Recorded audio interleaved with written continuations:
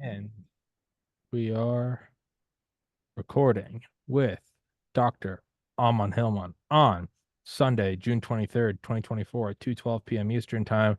We have rescheduled multiple times in the last week.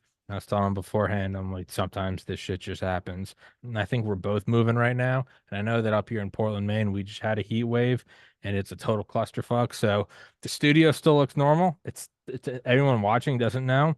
My apartment looks like an IED went off. I'm so like right now it still all looks good. And as you pan out, you realize it's just my room is downtown Gaza. But Dr. Hillman is your book Chemical Muse is in the description. Very for I mean 60-second or 5-second overview.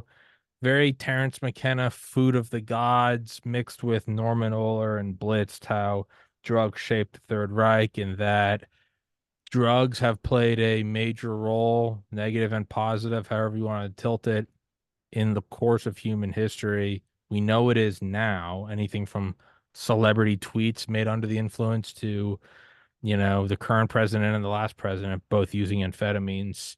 And to think that that hasn't influenced every aspect of history is naive. And it's also not bad that it has. I'm on caffeine right now. Oh no.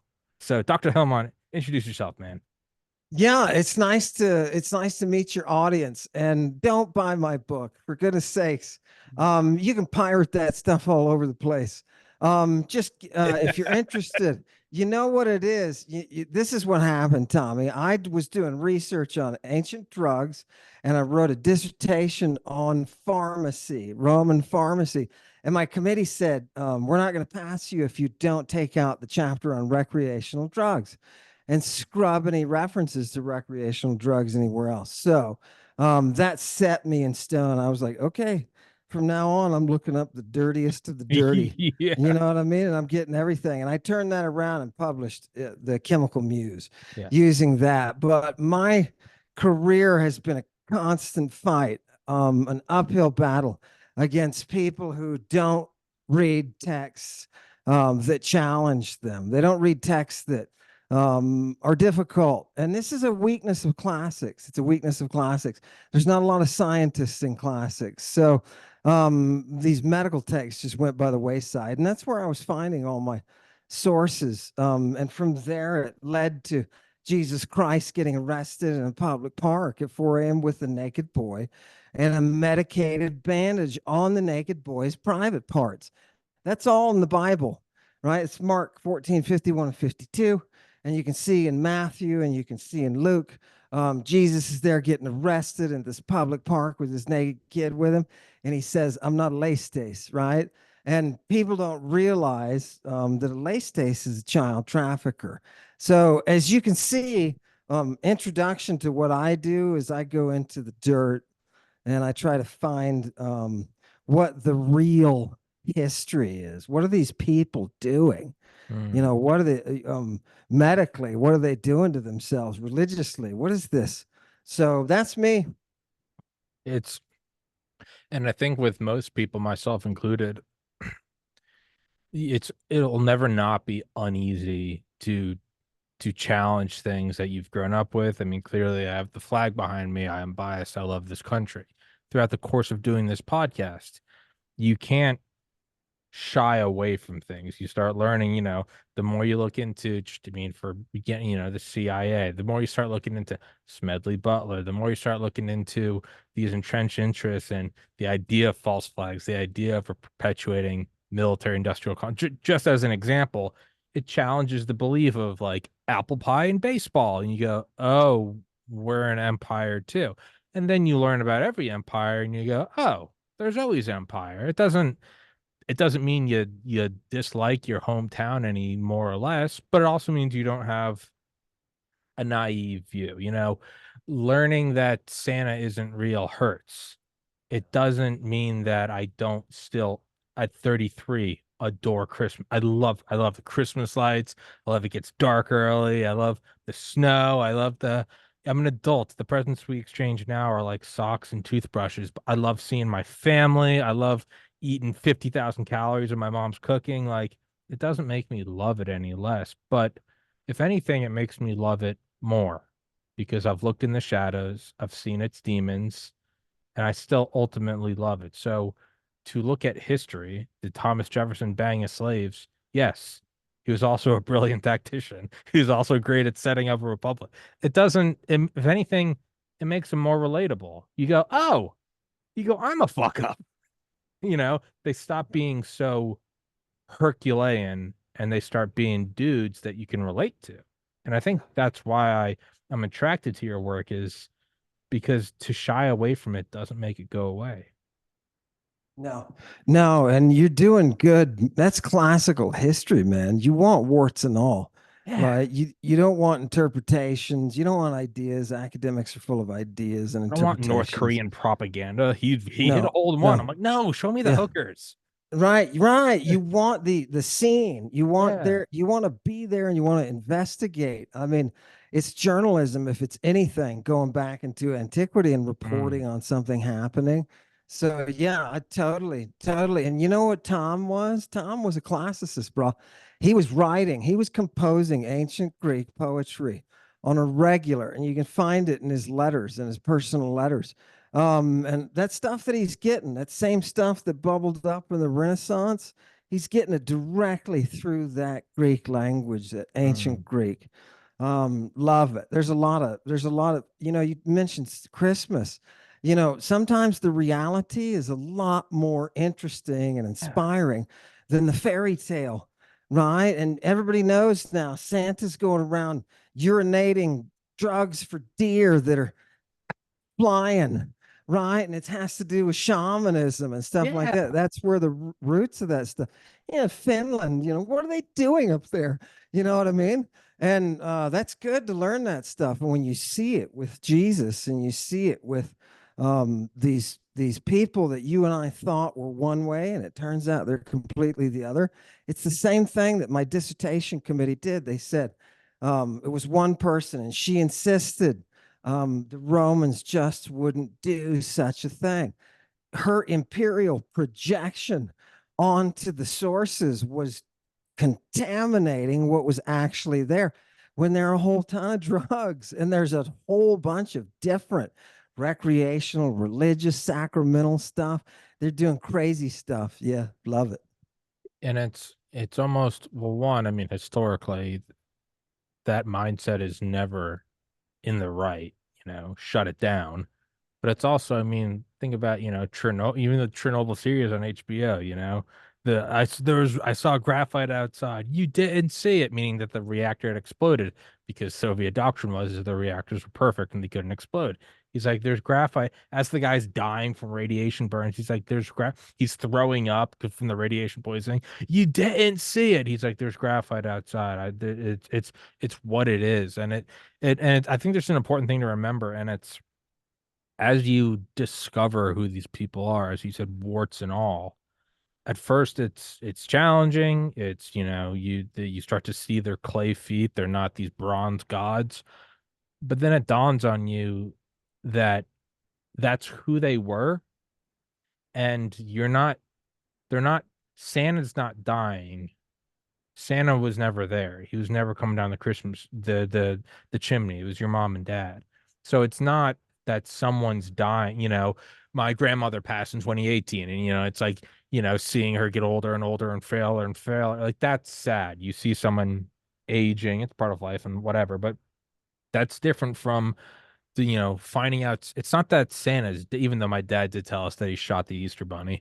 But like, it's not that they died, even though my dad did say, but he shot it with a 12 gauge. I mean, he said it was a big bunny coming into his house with 4 babies. He was defending his family. We are all crying and shit. But like, it's realizing that it was never there.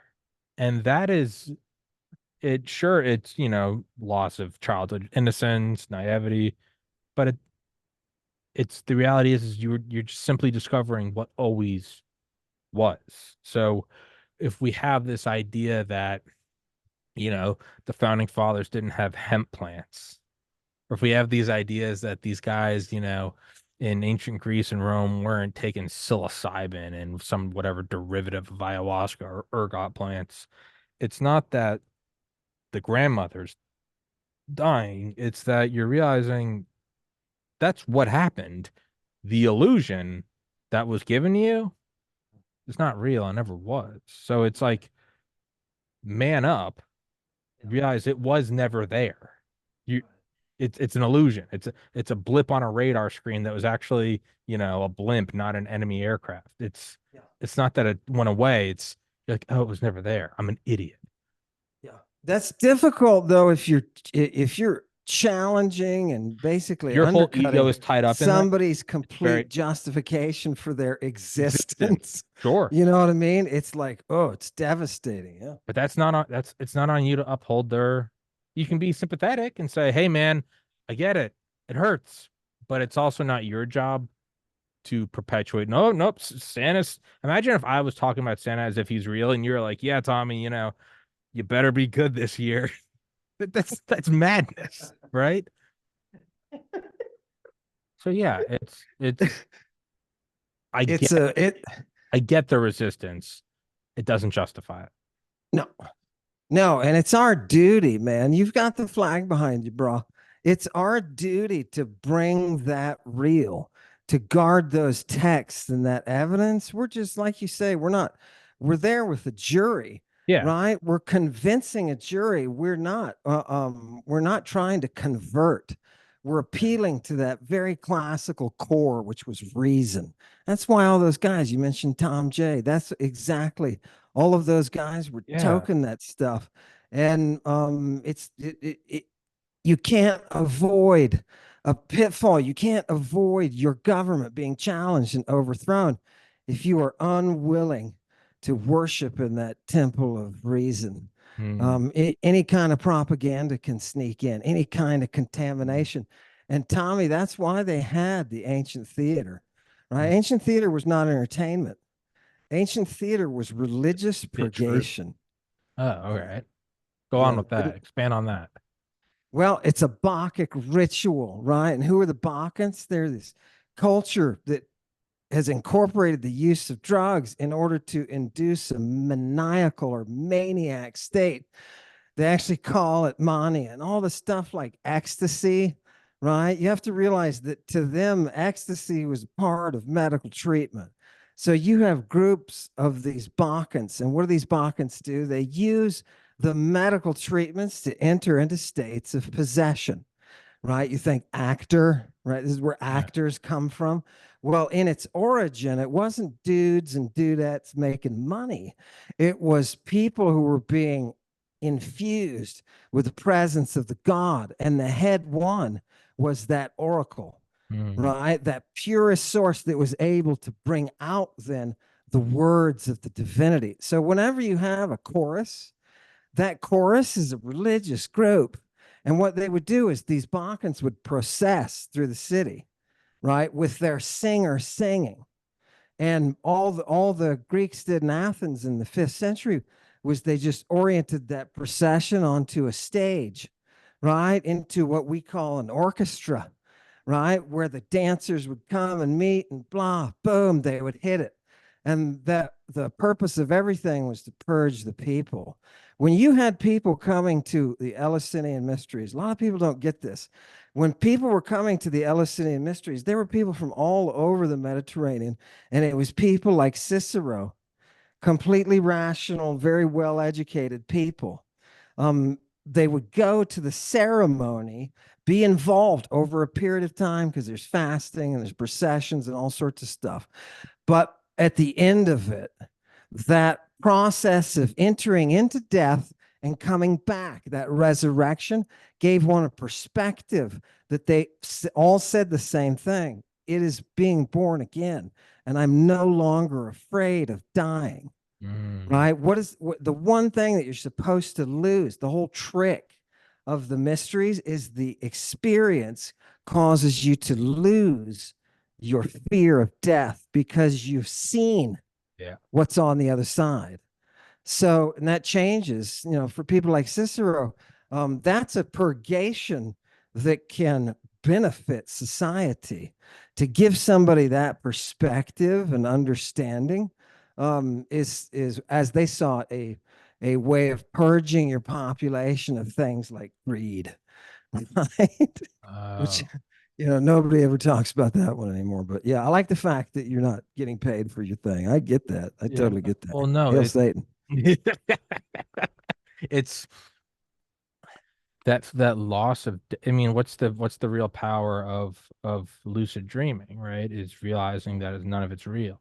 What is Yeah, the psychedelic experience? Psychedelic yeah, experience is seeing the trees, seeing the sun rise and set, and everything grows and flourishes and peaks and yeah, starts to age like the fall beautifully, but eventually comes the winter and death. And do we cry at winter and go, the world's over? It's just right. nice forever. No, we go, dude, I can't fucking wait for spring break. Yeah, It yeah, starts to give you rebirth. yeah. At 23 years old, I lost my older brother to suicide.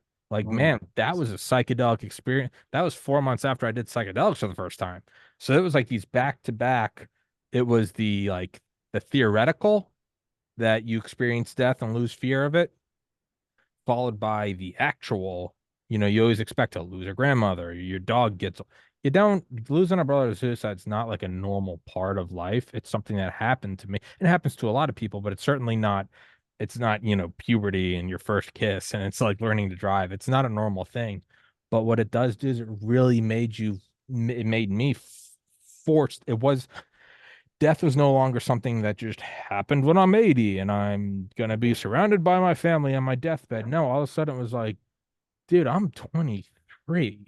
I couldn't buy alcohol 2.5 years ago, and I'm burying my brother, and it's all of a sudden well, it was several years of unimaginable depression. But on the other side of that, it's what eventually led to this. I had just gotten into medical school. I think you and I talked about this on the phone, Mhm, and mhm. I no longer wanted to go do that because I was like, dude, if I'm not like enjoying my time here, what the fuck is the point?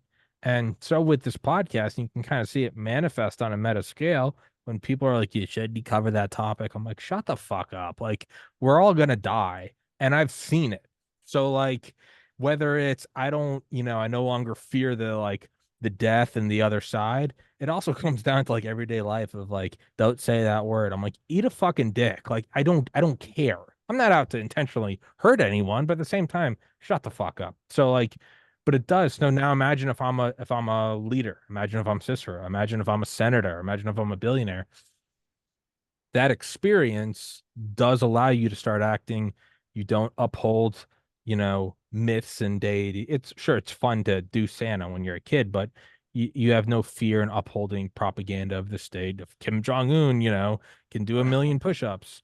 Yeah, But you also don't cower in front of saying, you know, I guess, controversial things, be it talking about Jesus and drug use, or maybe current of going, hey, we gotta bring jobs back home because it's good for the community. It allows courage to flourish, and it's ultimately a good experience. It's brutal, but it allows you to be, I think, truly the best person you can be. Not to give my little, motivational stump speech for acid, but no, no. And what do you think of the death? On that note, to kind of push that further, what do you think of the whole death thing?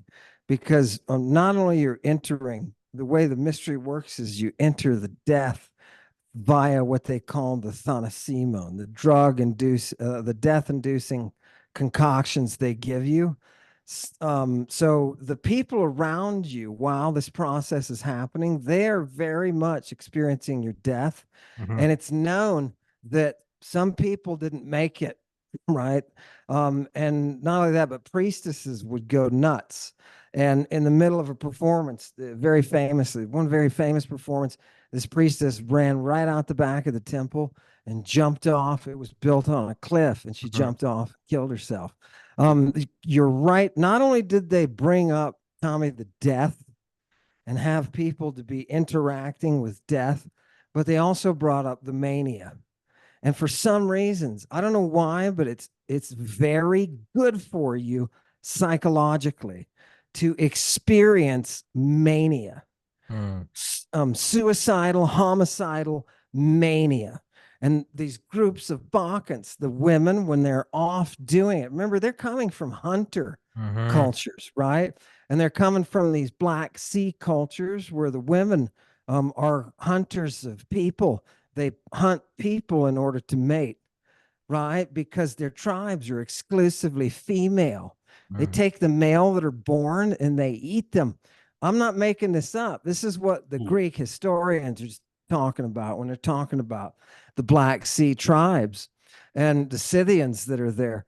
And this is the kind of thing that I think, because they're bringing out the death and they're bringing out the mania, it has some kind of long term, just like you're saying, when you enter that death with someone else, or you enter that Mm. mindset, that place that you go. Totally. Yeah. It has a power to bring out something from you that's gorgeous, and it's beautiful. And I don't know if people today understand that classical mystery is about bringing you into that death state and then resurrecting you so that you can have a better understanding of the world. Is that a good thing? Is it like death therapy or something? I don't know. I think it's probably objectively a neutral thing. If you are, if you're just out there living a 9 to 5 and you're cool with it, more power to you. I can't do that. I'm a crazy person, but I think it's probably like a slingshot. It's like the farther you pull it back, let's say you don't have a slingshot and it's just you and your buddies and you're just throwing rocks. Somebody's gonna throw it the farthest, but it's all gonna be pretty much within a range. You get a slingshot, all of a sudden you're launching it 5 times as far. If you go too far back, it's gonna snap, maybe blind you, kill you, and fail horribly. But it's like that Navy SEAL Jocko Willink once said about Navy SEALs dying in training, and he goes, "It's actually good because it only happens every couple of years, but it means that we are on the absolute limit of Yeah. human possibility." He goes, and it's sad, and yeah, I feel for the families, Yeah. but it does mean that we are bringing all these other potential warriors to the brink of death, Mhm. and we know, quantitatively, can we train them harder? No, actually, we can't. They start to die. That means that you are producing like the hardest motherfuckers on the planet. Sure, and that's for the category of warfare, but in terms of your own mind, I think it is good. I think it's neutral, but if you do want to use it, I think mania is good. I think mania can be bad. I look at mania a lot like going up in a hot air balloon or something in a time before planes exist. You can go see the whole landscape, and if you survive, there's a chance that it might pop and you die. But if you come back down, man, you're gonna be a legend for hundreds of years because your maps, people are gonna be like, how the fuck did that guy from in a time when people didn't leave their home village? Imagine if you went up. I'm in New England, I'm in Portland, Maine. Right now, I can, maybe see a mile each way. Imagine if it's 500 years ago and I went up in a hot air balloon and I was like, there are mountains up north in New Hampshire, the ocean's that way. And I imagine if I was sketching like Boston, people would be like, who is this fucking shaman? And it would Yeah. be like, that guy went up, saw it all, came back down and shared it. Now it can blow up and you just die, and they go, "That guy's a fucking idiot," right? But it's to answer your question, is it good or bad? It can be very good. It can be. I think objectively, it's a tool. It's neutral. Yeah. It's a knife. Isn't good or bad. Do you make Yeah. bread or do you stab your grandma? Yeah. That's my answer to that. I think. Yeah. Do you think there's a chance that we will ever convert back to the model of creating the cult warrior? Both masculine and feminine, because that cult warrior thing goes back to the feminine earlier than it does the masculine on the Mycenaean side. So with the Potnia, and I don't know why people don't emphasize that. But do you think that we could go back as, by the way, just to substantiate that, so people don't Yeah. think I'm blowing smoke, because It's none of this is about ideas. It's about what the historical sources are. fact. I'm talking about the earliest epics, right? Everybody thinks the Iliad and the Odyssey are the earliest epics. They're not.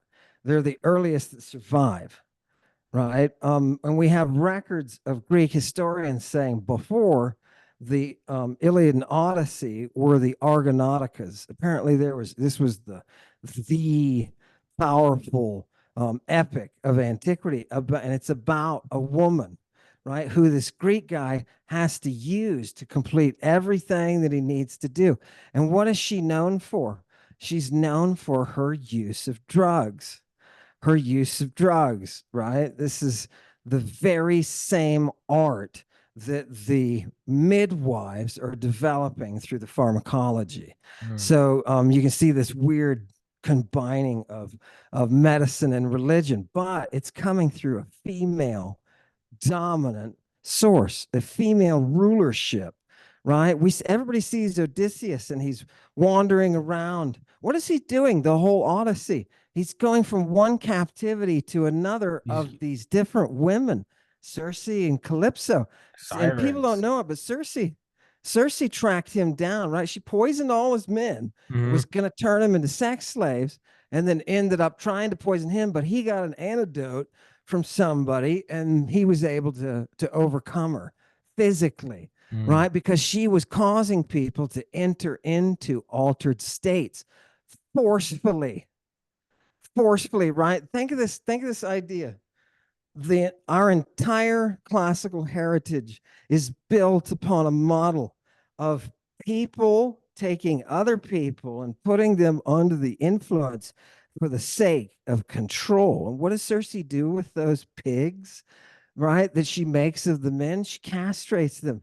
He's nervous, man. Odysseus is nervous. He's like, don't castrate me, right? He's like, if things get out of hand, she's going to unman me, right? I got my sword, Yeah. right? It's amazing that people don't see that the power was not what we thought it would. We take a Judeo-Christian view and we project it imperialistically onto history, and that's just not what's going on with these early Greek works. And they're full of drugs. Like people told me, they were like, look, you can't say that ancient Greeks were drug users because then all the famous, well-known, well-respected Greeks that we all love, those people can't be trusted anymore, right? Because of our own understanding. When we don't realize that in those epics, Homer says explicitly that the bard, their job, the singer of that poetry, is to sing while the people are stoned.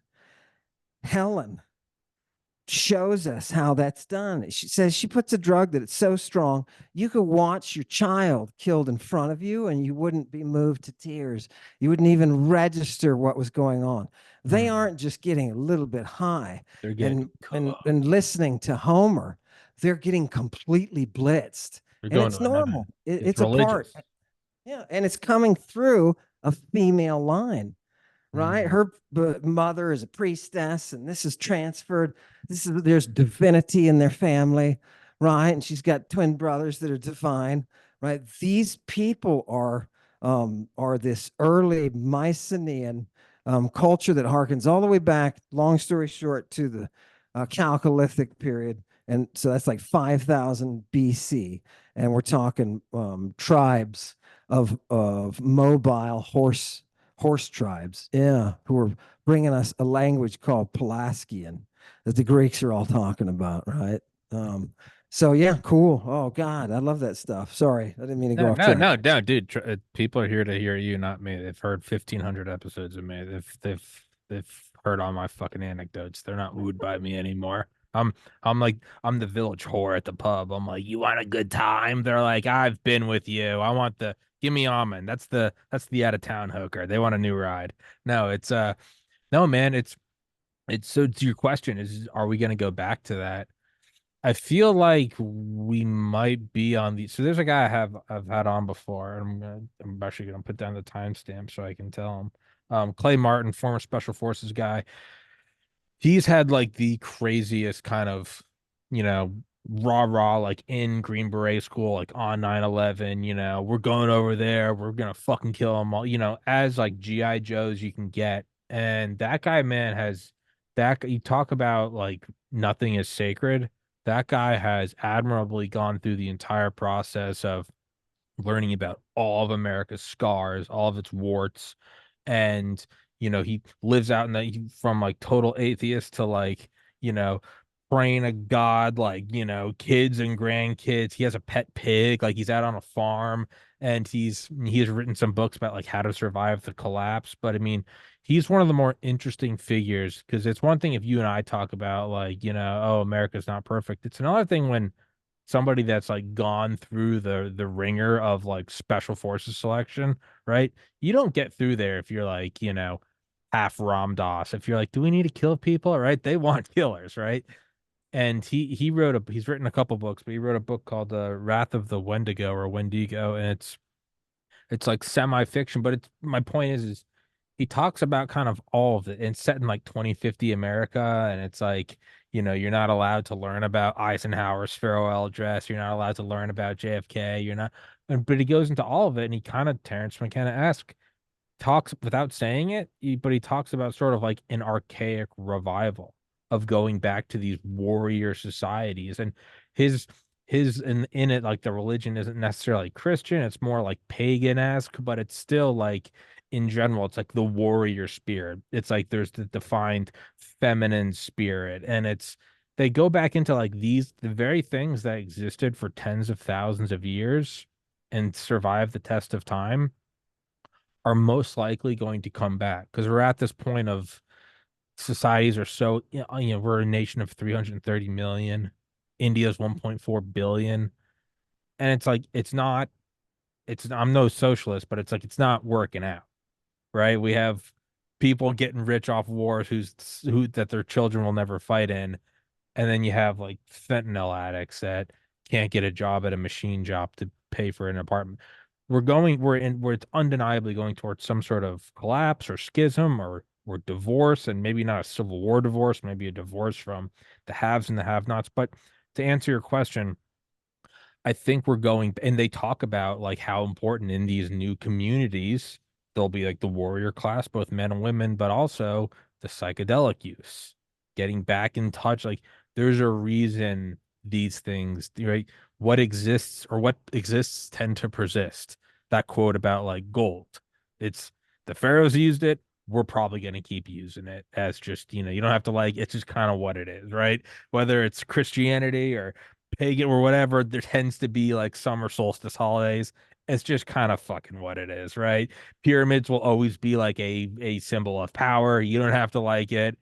It's just kind of what it is. There's always going to be fertility gods, war gods. So, in my best estimation, I do think we're going to go back to that, but not because it's a fun option like a new haircut or a new style. It will probably be forced from some sort of collapse of centralized food supply or power generation. I think we'll go back to our defaults. We'll go back to I've never trained to fight in my life. I don't know if you have either. But if I went to swing for you, you'd probably reflexively go fuck that, right? You dodge. There's something deep in our like reptilian brain that even you and I know fight or flight. We know when shit hits the fan, the fighting gets dirty. You go for the balls, you scratch his eyes. Like we're animals. I Yeah. think on a societal level, we're gonna go back to our animal pasts. I don't know if that answers your question. No, I think it beautifully compels it forward because the drugs that they're using in antiquity are meant to bring out this certain spirit, Mm, right? The Bacchic spirit is very identifiable. And if you get caught, you get torn apart. People have always been saying, well, why is it the Bacchans, they could legally kill someone, right? Because it's part of the religion. It's a sacred act that they're doing, right? So you've got a group of women who are totally hiked on drugs that we know are at least involving snake venoms, right? And they're using what is a dildo, an ancient dildo to apply it. Well, that's what they carry in their really? sacred baskets. You know what I mean? They carry dildos and the snake, the horned viper, and they're using these drugs to enter a state whereby they can take somebody that they come across and they can kill them and pull them apart. And scholars have asked for a while, at least I've heard a couple, I should say scholar, I've heard a couple say, what the hell's going on, that they're able to do this because it's hard to pull somebody's arm off, right? Yeah. I'm sure your special forces people could tell you exactly how hard Exactly it how to is, do it. Yeah. right? To Yeah. pull an arm. They would probably know how to do it, right? But they could tell you how much force it takes. Yeah. So those drugs are meant to bring out that strength. Berserker. They're meant to be able to bring out, it's not only physical strength, but mental strength. And the stuff that we read about, there's even an account of them, the Balkans entering a village. And they usually, what they do is they usually perform an act up in the mountains, but they came down to a village. They descended on this village, a whole group of women completely under the influence and ecstatic. And what did they do? They broke stuff and they kidnapped infants and made off with them. It was a big deal. And there's another account of them just coming into a village and everybody fell asleep, passed out. And the next morning, the author said, "Hey, what you've got to do is you got to take care of these people. First thing they're going to need is water, right? You've got to get them some fluids." And I thought, that's fantastic. They understood, society understood the relevance of going to that maniac place and how it can bring you. I don't know if we had soldiers today, if we had soldiers who had been through a process of that maniac evolution, I think that that possession, it would probably have the same historical effect it had on Greece. And you would think, oh, this is terrible for society. No, no, no. This is very democratic leaning production. Why? Because you're bringing a voice. You're bringing a voice, and ultimately, that voice is what gave them the democracy. Remember Athena? I'm not kidding you. Remember Athena? Everybody thinks of Athena, and she's the virgin goddess on the hill. Did you know that she was involved in a rite where the semen of a god was spilled on her, and she took that semen and combined it with the earth to make a superior, take it for what it is, a superior race, right? These are the Athenian kings. Athenian kings, they think it's not just the royal family. These are people who have been, they describe them as being half serpent, right? And the trick is that Athena, the virgin, nourishes or nurses that child, that from her nourishing, that child becomes that half serpent. And it's you ask yourself anthropologically, what the hell were they doing? I got with a doctor from Australia who did toxinology, not toxicology, but toxinology, just venoms, Okay. right? And they're whether or not they can be used in Parkinson's and all that kind of stuff like that for treatment. And the only conclusion that the two of us could come up with was they were doing something, exposing the kids to the venom so much that the kids then developed into what they called medusae, who could then give you the theriac, the antidote to that death inducer. And again, remember these medusae, this is all a part of that Scythian culture. They're a horse culture. They're known for their arrows and their aerotoxins. And they're employing these toxins not only to heal people's minds, but to create a force that, that we would call, the Romans are getting in their pit doing their Mithraism, right? And passing something between each other. How is that warrior spirit channeled through time? It's carried on the back of these drugs and these drug rights. And I've got a whole series of manuals, both in Latin and in Greek, to tell you exactly what drugs to combine with these ones that are used in the sacred rites that'll kill you, exactly which ones to use to be born up again. So it's like they figured out some weird psychological quantum process that was able to compel forward their democratic leanings, right? And almost there's a martial strength to it too. People don't realize it, but the oracles in the late Bronze Age, what is ruling the world are oracles. They're groups of women scattered all over the place. And some of them are better than others, right? They have more rank than others. The Delphic oracles are number one, right? And these oracles are guiding history. People don't realize in antiquity, when you want to go out and found a city, you have to consult the oracle, and she will tell you, no, that reason's no good. You got to go over here, right? Who is this teenage girl who is high as hell, speaking with the voice of a god, telling us where to send all our resources to create another city? Mm. Right? It's amazing. And what you can do in that city. They come to these oracles with requests. Hey, there's Tyrant Joe, and Tyrant Joe has done this, X, Y, and Z. And she'll give a response back, kill him. It's always poetic, but it's kill him. Right? So they're guiding the formations of governments, but they're doing it through these chemical processes that are, they're also dancing and singing, right? The poetry is so important. Right? Why is that so important? Why is Thomas Jefferson so obsessed with ancient Greek? Because that language holds the key to what you and I know as democracy and the scientific method and reason, reasoned existence. I think Steve Jobs said like the most influential day of his life was taking acid and like laying in a field. And because it unlocked creative parts of his mind, right? And it's like you can take acid and then like never leave Woodstock.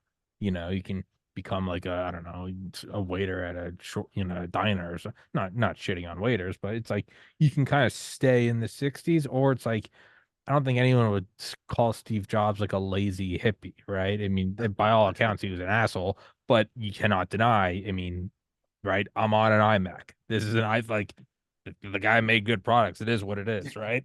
I would imagine Elon's probably done a lot of psychedelics. You don't have to like them, but history doesn't give a shit, right? You're influential or not. In terms of like kind of Terrence McKenna-esque and the Stoned Ape, the very idea of democracy, the very idea of agricultural revolution, these things are so. It's like the Bill Hicks bit where he's like the first monkey eating mushrooms, and he's like, and you're going from killing each other to the monkey sits back and leans against the tree and looks up at the moon, and it's like he morphs into JFK, and he goes, let's go to the fucking moon. Like that requires some like 2001 A Space Odyssey, like dun dun. These are like enormous steps. You for like 100,000 years, we're just killing and raping each other. Then someone comes along and it's like, what if everyone had a say in it? Yeah. Like what the fuck? What predated that? It was psychedelics, man. You don't, it's one thing to make an improvement on a blade, but to all of a sudden say, what if instead of killing everyone all the time, always, Yeah. what if we had some form of representative group say? Yeah. That is psychedelic. And then that what you're saying about like the kids, that's fascinating. And I would imagine it's the same way. Like I just read Rick Rubin's book. Had known nothing about him beforehand. I know he's like involved in music, but he knows nothing about music. He's like, I don't know any I know nothing. But he's brought in for his like creative, I guess, input. And he talks about like one of the most important things is bringing in someone who has no idea about the field. So like I have a biology degree, I do a podcast. It'd be like if they brought me into Northrop Grumman and showed me the new stealth bomber and they'd be like, we can't get past this bottleneck. What do we do? You would want, because they've exhausted every expert. They want to bring in me. And I'd look at it and I'd be like, there's no stupid answers to me because it's all alien. Right. Right. So what would you do with like a kid? You wouldn't want like a toddler, but you would probably want like a teenager with like basic understandings of human relations, but still so unexperienced Yeah. that they're able to give you that immediate answer. Kill them. Do Right. what? Send it all there.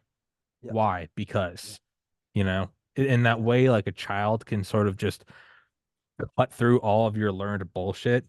Like, Yeah. why are you doing that? Well, I have to do that. And they're like, it doesn't seem like you're happy. You're like, I'm kind of not happy doing, in a way only a kid can just zoop. So, and then you do that and then also hit them with like amphetamines or psilocybin or something. Yeah, and it had to do with the art too. You have to Yeah. bring the art out of Yeah. her. Yeah. So you have to have her compose. And this is what's so crazy. She has to be able to compose on the spot.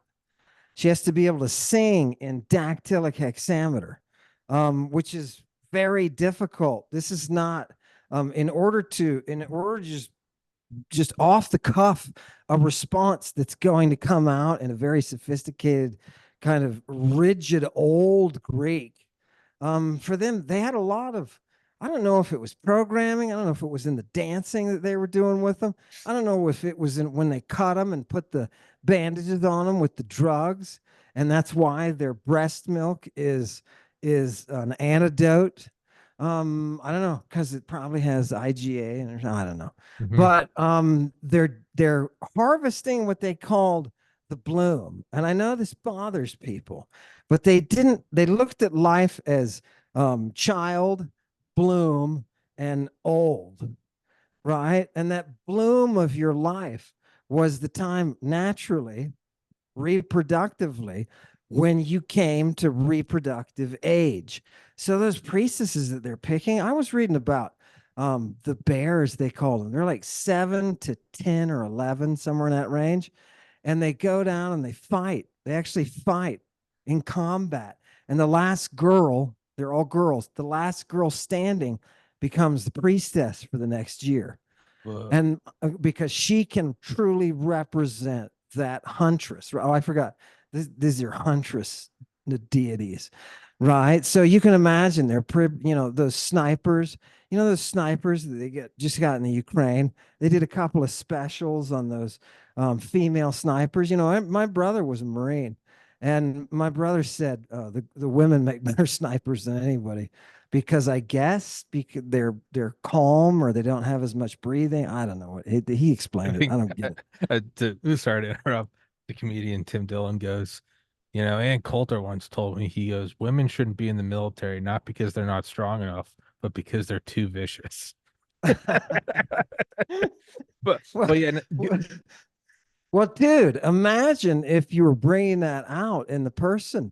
imagine if you were That like that selecting for it, training it. right, exactly, because you want to be able to ride. This is supposedly what they could do. You could ride from horseback. Women riding from horseback, shooting arrows while they're it says they could gallop, which Roman soldiers could never do, right? They were never that good with the bow.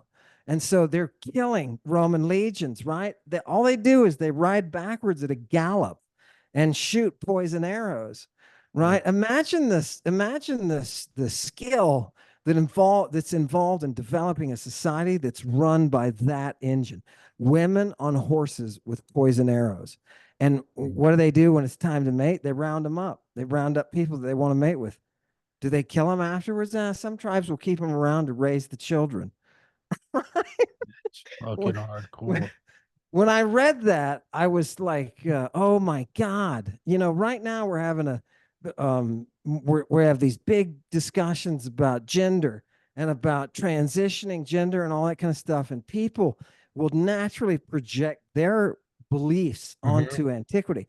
So you would think, wouldn't you, Tommy? Would you think people, I don't know, under the Roman Empire, let's say the first century BC, right before the empire is real, when people like Julius Caesar are coming to the fore and you get in this empire's coming, right at that time, you would think that people would have a big problem with changing their pronouns, but they don't. Why don't they? Catullus steps forward and he writes a poem about a dude who cuts his testicles off at a religious festival. You got all kinds of festivals where you can cut your testicles off and donate your life to the Whoa. service of that divinity. It's called the Great Mother, right? Rome imported the worship of the Great Mother in order to create Mediterranean control power, Whoa. right? In the second century BC, right? That's when Rome really starts. Boom. And right after they import the mother goddess. And this famous poet named Catullus, I was shocked when I read this. He goes from describing him to describing her after she cut off her testicles. And he's got no problem with doing that. The resistance to that today is not classical. The resistance to that today is monism. That monist, and people don't understand in Egypt, you had a polytheistic group run by a dude who was the eighth. It's the Ogdoad, right? There's 8 members of this. It's not a trinity, right? It's an 8-member group of gods.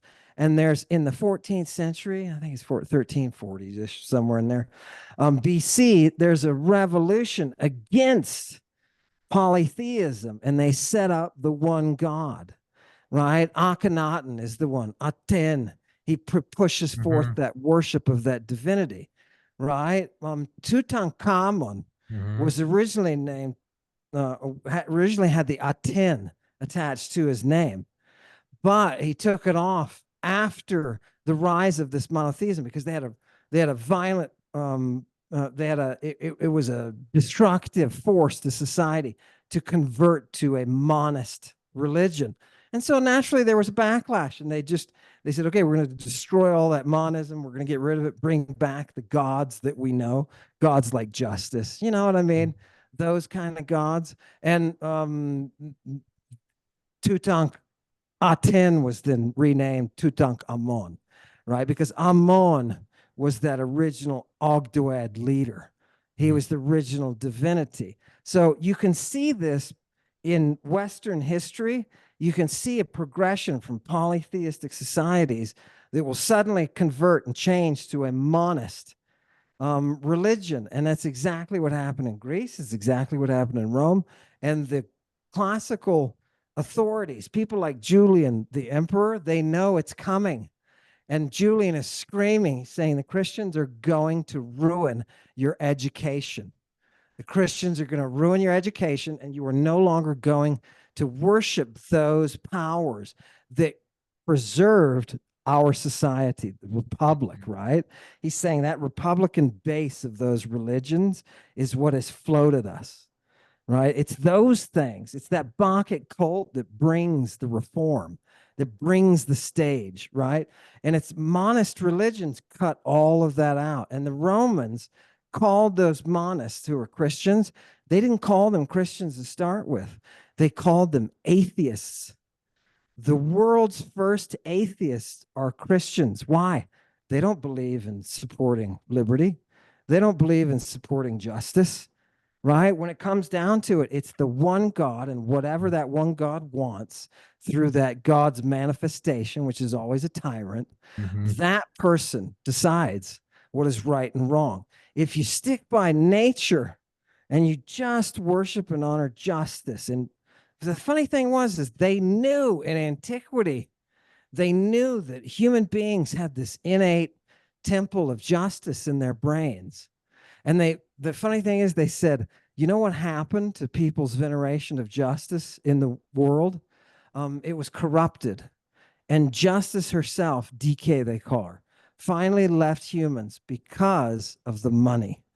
They said as soon as money enters into the equation, it doesn't matter if your God is a tyrant who's promising to make your Reichstag great again, right? It doesn't matter who that individual is. That power has to be contained. And that's why Thomas Jefferson said, you know, what do you do with tyrants? You shed their, he said, every 100, you know, somebody gave me garbage on the internet about this. I'm sorry, I'll get off my podium. Dude, I don't care. Keep going.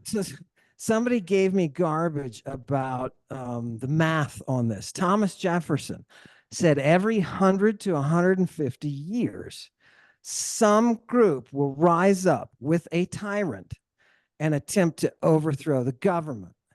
Right? He said it happens every 100 to 150 years. When's the last time it happened? Last time it happened to us was the Civil War. We're right in that range as a country where it's very likely, if you're following history, it's very likely to be challenged sometime in the recent past or the near future. It's going to be challenged. And Thomas Jefferson said, based on his readings of those works that originally created democracy, he said, what you have to do, there's only one solution. You have to take the tyrant and you You have to chop take off the their fucking tyrant's head lieutenants, and you have to shed their blood on the on tree the of tree of liberty. liberty. You don't put them in prison. You don't exile them. You don't take away their rights. You have to offer them as a sacrifice to the tree of liberty. He was stealing that from antiquity because that's what those young oracle girls were telling him. They were telling him no tyranny, right? Imagine what is more ugly. Ultimately, we always look at tyrants and we're always saying, why are they so ugly, right? Why are so many of these people? It's like, didn't those people see how terrible Hitler? I mean, look at him. Dude looks like he's warped, right? Why didn't people understand that, right? Why didn't people? Because they weren't following classical ideology, classical wisdom.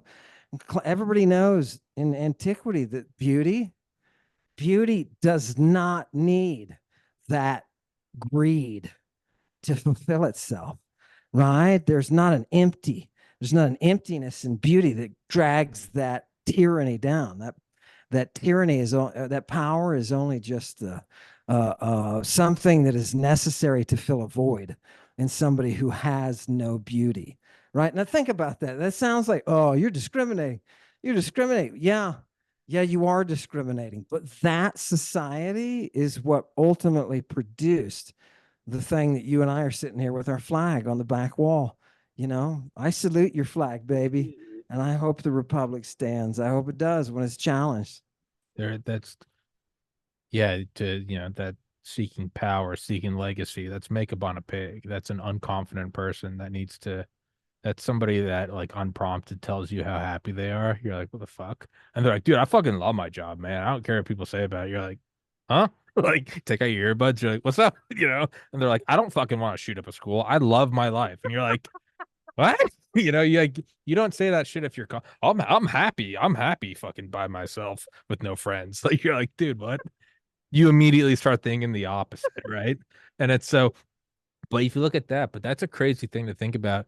The moving from like pantheism to monism I mean, is that not paralleled in like our own lives where like you go through this process of like kind of, there's the childlike wonder followed by like the teenage rebellion where you rebel for the sake of rebellion. And then you kind of, don't trust anyone over 30, tune in, turn on, tune in, drop out. You do kind of solidify and then it's like, well, then how does anything ever evolve?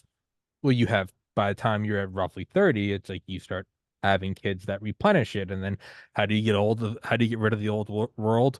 What happens when they hold all the political positions, they have all the money? Eventually they die out, right? And so it's like you have like the greatest generation, which is like Uncle Sam does no harm, and then you have the next one, which is like all hippies and Woodstock, and then you have my generation. And even my generation, like we're starting to hit like everyone I know is married and having kids, and there's no more of like fuck everyone, and it's more just kind of like settled down. And I do get it, I absolutely get it. I'm like turn down the music, like I'm trying to sleep on a Friday night, like I get it, but the same way I look at like Zoomers and I'm like, what are they fucking on about? By the time they start to solidify, there'll be a new generation. And it replenishes them no different than the seasons, no different than anything. So it's like, so it almost makes sense that it's like if a human lifespan's like 80 years, and then we look at a Republican last, let's say 250 years, and then it turns into the empire, it's almost, I think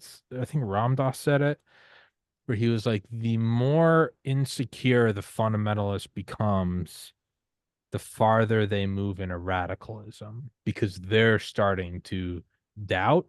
And so they double down on their own belief, Santa has to be real. No, Santa's fucking real. And it's like, you don't believe it anymore. And it's a painful process. But so on the scale of empire, it's probably not 70 or 80 years where you solidify around 30.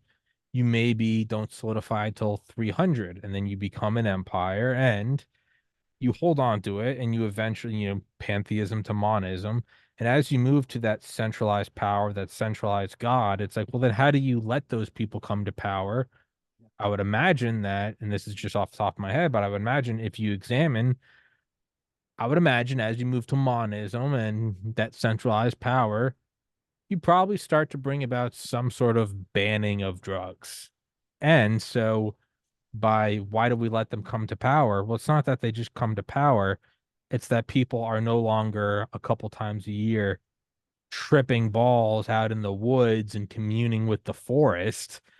And so you almost start to become blind to it. It's like you're turning off imagine if you plugged your ears and then, you're like, how did that person get hit by that fire truck? Did they not hear it coming? And it's like, well, they're deaf. They didn't hear the fire truck coming. If you're not out, taking acid under the full moon, you also might be more susceptible to Hitler, who's like, the Jews make all your problems. You're like, they do make all my problems. Instead of, it's hard to believe that after you come back from a psychedelic trip and you're like, Right. I need to be a better person. And, Right. energy, all of reality is vibration and what I Yeah. put out comes back. And maybe if I start paying it forward, maybe the karmic balance will start paying it back to me. It, Yeah. when you're not in that and instead you're like, we should deport all Mexicans, it's an easier route and you can start Right. to see how it happens. But Right. then it's eventually that thing crumbles. So Right. it kind of all Right. makes sense. You probably remove drugs, pantheism to monism, republic to empire, and you hold on as tight as you can for a while, but whether it's Rome or whether it's, Persia or Egypt or Genghis Khan or Yeah. even now America, Yeah. it dies and it gets replenished. So it's like, I don't know. So it's like, how do you cut it off the past then? How do we stop repeating this shit every 1,000 years? Yeah, that's my question. Yeah. Is it just a cycle that we're going to bounce through It and might be like come it might out of, be or ice is it ages, something that man. we It could? might be something so ingrained to nature. It's like solar minimums and maximums. It's just Yeah, like, yeah, man, you're at this point, it's like you guys are questioning like the tide. Like yeah, these are just like yeah, right. parts of reality where it's like, yeah, man, like who knows? I mean, I don't know. We should be coming back, shouldn't we? There should be a renaissance, Yeah, a pharmaceutical, pharmacological maybe we're renaissance. getting there. I think we're getting. Imagine if you could do it in a way that it was guided and very professional, and not only professional, but remember they're giving you the ones like the scopolamine, the atropine from the hyoscyamus from their plants, right, and their nightshades and all that kind of stuff like that. They're taking that to induce, and they found this stuff archaeologically in Spain, by the way, off the coast of Spain, old settlement, and they've got these drugs that they were putting in their hair, right? Nobody believed me when I said, they're putting a lot of these drugs in their hair until they actually found the hair Yeah. with the drugs in it. And somebody contacted me and said, I work with this archaeologist at the dig. Tell me, why would they have this drug? And I said, look, I can give you 10 texts that talk about how they use those drugs if you want. That's the way to go. But the fact that we didn't know that, right, is due to people ignoring the beautiful evidence we have from the past. And that's what, to me, that ignorance is what ultimately can be beaten by the reemergence of this classical knowledge, like with the Christ. When you Christ something, that is a drug process. We have it in texts that are medical and non-medical, where people are trying. It has to do with a lot of the sex drugs. They'll talk about in one famous play of Euripides, the Hippolytus. He talks about using a sex drug and whether that sex drug is a Christ or a poton. And what is that? Whether it's a Christing drug or whether it's a potable, drinkable drug. It's the administration. Most of the Christing drugs are put in the eyes. You see it in the Bible even has it, right? Yeah. So Christing is a medical process that has to do with drugs. And people don't realize that Jesus says openly, he says, you will drink these death inducing drugs and they won't kill you. He openly says that, right? And people think, does Jesus ever, you ask a theologian, did Jesus Christ ever use drugs? They will laugh. They will laugh, but it's their ignorance of those texts, right? And most biblical scholars will say that they know Greek, and I love eating them for lunch. I was in one interview with one, The guy ran off crying. He ran off crying because he stepped in it. He pretended to be an expert in ancient Greek. And brah, that's all I've done for 30 years. That's what all my fucking work is for. Right. So I can tell in about 20 seconds whether or not somebody's BSing. And priests and pastors are the worst. They always throw around their supposed knowledge of ancient Greek, and you're not able to do anything about it because you don't know. This is a dead language. What the hell do you know about it? They can tell you on my authority, this means this and that, and they're so full of it and so full of lies. They don't even see these basics, like Christ is a drug. The very first account we have of somebody Christing themselves is a woman named Medea. And she is doing it while she prepares this giant pot full of what the text says are the choicest drugs. This is Diodorus Siculus who's saying this. She takes those drugs and ignites them and carries it around the village, causing everybody else there to enter into a state that is visionary, right? And then they start a Bacchic revel. Well, before she did it, she Christed herself. And that stuff they're using in Christ is so complicated and it has such varied effects. They connect it directly with the satyrs and Bacchic worship. And we know that they have drugs that give you what they call satyriasis. What is satyriasis? It's a constant sustained erection. Constant sustained erection. The doctors say if you take it, if you do these religious binges for more than 7 days, it'll kill you. I don't know, blood pressure. I don't know what they're doing. But here's a question. Why is it that they are integrating sexuality and drugs and health and religion? Why is it that, and this bothers the Christians, it bothers them a lot because the early Christian sects are using sexual practices. There's a group called the Ophites that are that are drinking the semen of the priest, right? Drinking they call him the father. They don't call him the priest, they call him the father. Drinking the one dude who leads their Christian coven, drinking his semen. It's part of the rite. They're called Ophites. And so a lot of that stuff that Paul is talking about, remember, Paul is immune to viper venom, and he's talking about, hey, the stuff with that guy's stepmother, the sexual stuff that's going on, we should stop that, right? That's right. We're going to have to, that's what the satanic groups do. There was a group of Christians, people don't realize it. The earliest Christians, there was a group of them, other Christians wrote about them. There's a group of them who were called the Satanoi. And the Satani were followers of the satanic throne, Thronos. And that word, Thronos, 150 years ago, was discovered by the Victorian classical scholars as a word that was used in code, religious code, to mean drug, right? So something that's polythronic or has many thrones is a compound. And that's how the pagan religious mysteries, that's how they refer to them. And pagan religious mysteries were using what a guy in the 1910, 1920 range named Otto Kern, what he called the Orphic Vox, the voice. It's, you say a tree, but you mean something else, right? You say a throne, but you mean something else. And it's only for those who have ears to hear that can understand what you're actually talking about. Those are the people who are initiated, right? Those are the mathetes, the disciples who are initiated. And those matheti, right? Excuse me, plural. Matheti, those people are students. They're young, typically young boys, teenage boys who are going through that acolyte stage. So when you see Jesus Christ walking around with 12 young boys, and when I say young, they could have been as old as 18, 19, 20, right? So when you see that kind of activity happening and he's talking about you'll drink these drugs and he's carrying around the label, the Christ label, that is what they use in the mysteries. People are, if you can see that reality, boy, Bible scholars hate me. They're still, I get the worst kind of, you're going to hell kind of treatment I can get. But I'm glad because it touches that edge that you were just talking about. It's the same, walking that same edge. It's also, I think, on like a personal level, it is the most important thing to hold nothing as sacred.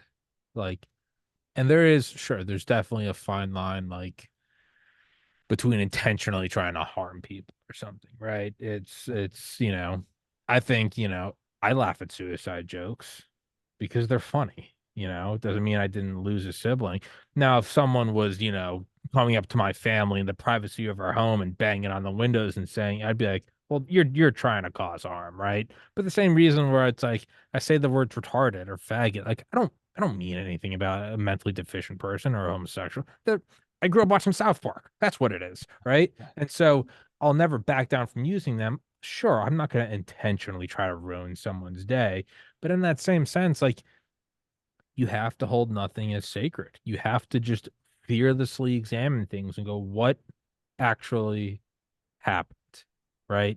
It's imagine imagine like Leo Szilard, I think in the early 30s, first had the idea of a nuclear chain reaction and no one believed him. And then he went to Einstein, and Einstein was like, I'm sure I'm paraphrasing, but it was like, oh fuck, like that could work.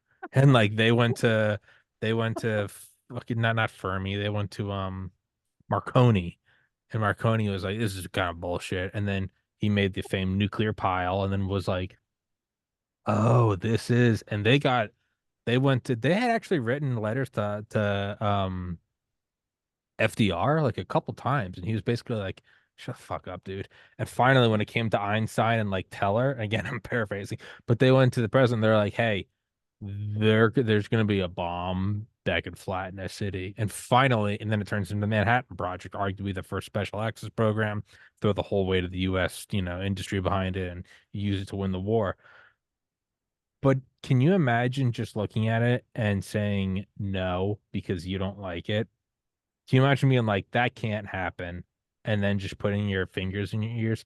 Joseph Lister, the antiseptic method, taking surgical tools and dipping them in phenol or ethanol, and was like, hey, man, like 95%, how surgery, back in the 1800s, like, how surgery has like a 4% survival rate? And I was like, yeah, it's like crazy idea. But I started actually taking these tools that are covered with pus and blood and shit, and I started cleaning them, and like 90% of the people survive. And everyone was like, well, you shut the fuck. He was kicked out of hospitals.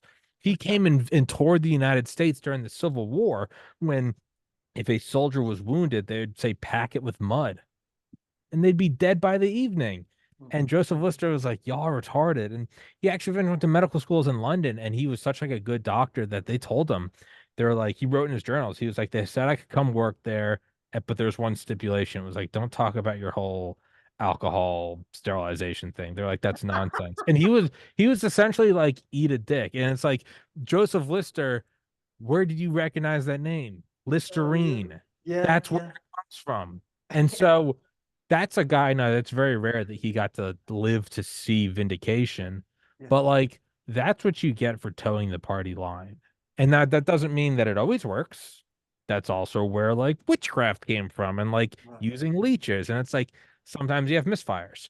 Yeah, But it also the biggest advances in human civilization come from people who were I think the earth might be round. I don't know if they're like fucking light them on fire. And people are like, no, hold on, right? It's like, but it's like GPS. Do you think that doesn't come from like belief in a flat earth? So it's like everything. And that also doesn't, so not only does it mean that you won't always be correct, it also doesn't necessarily mean that every revelation will be world changing. Sometimes it can be like, oh, you're right. The proton is this big, not that big. It doesn't really mean right, anything.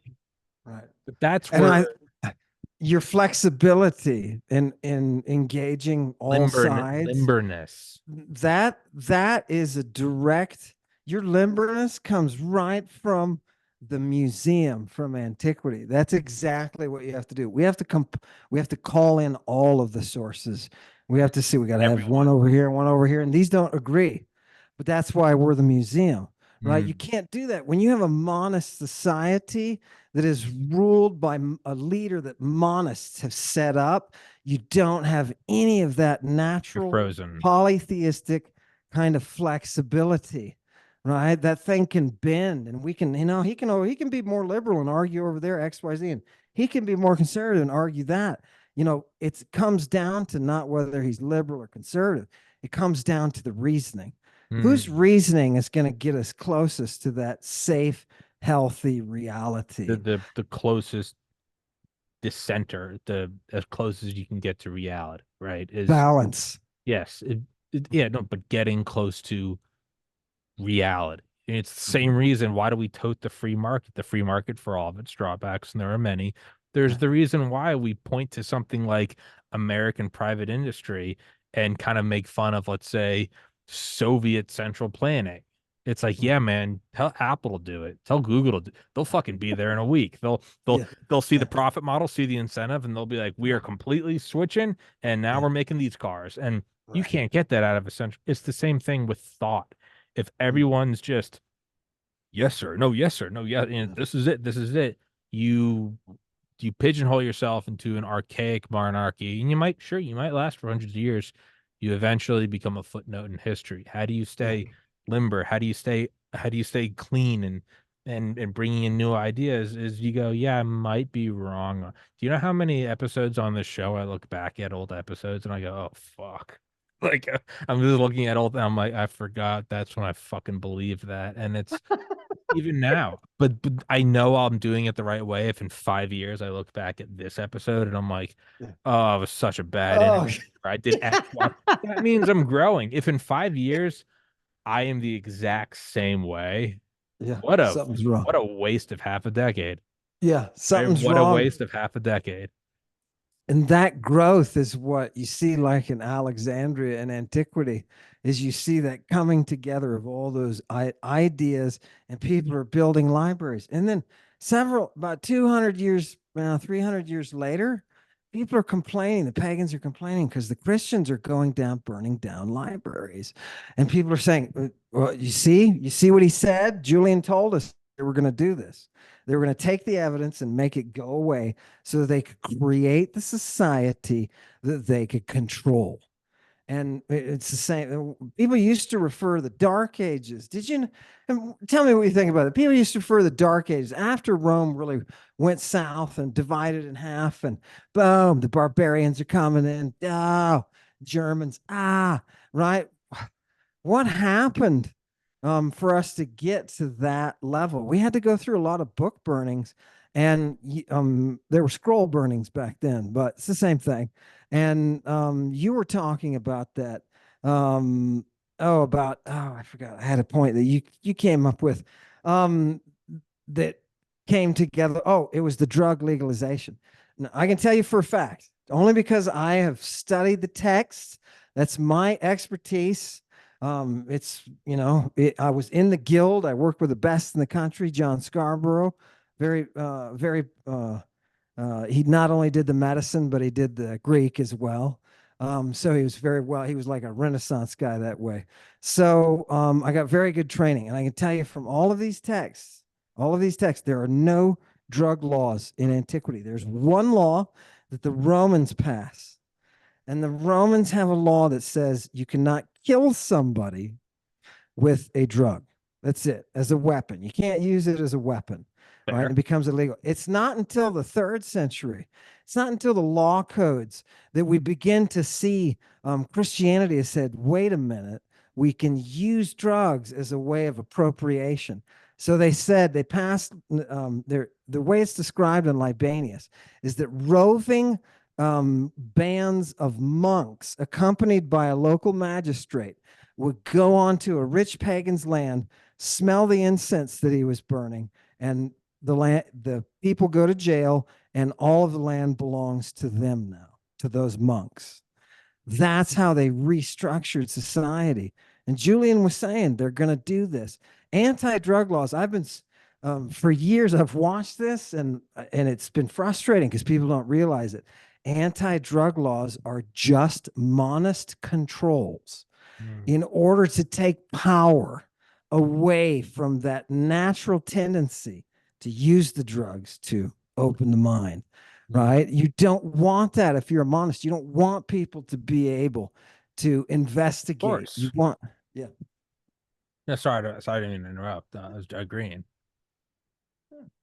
It's, I mean, what was the hubbub about moving the mass from Latin to, the common language?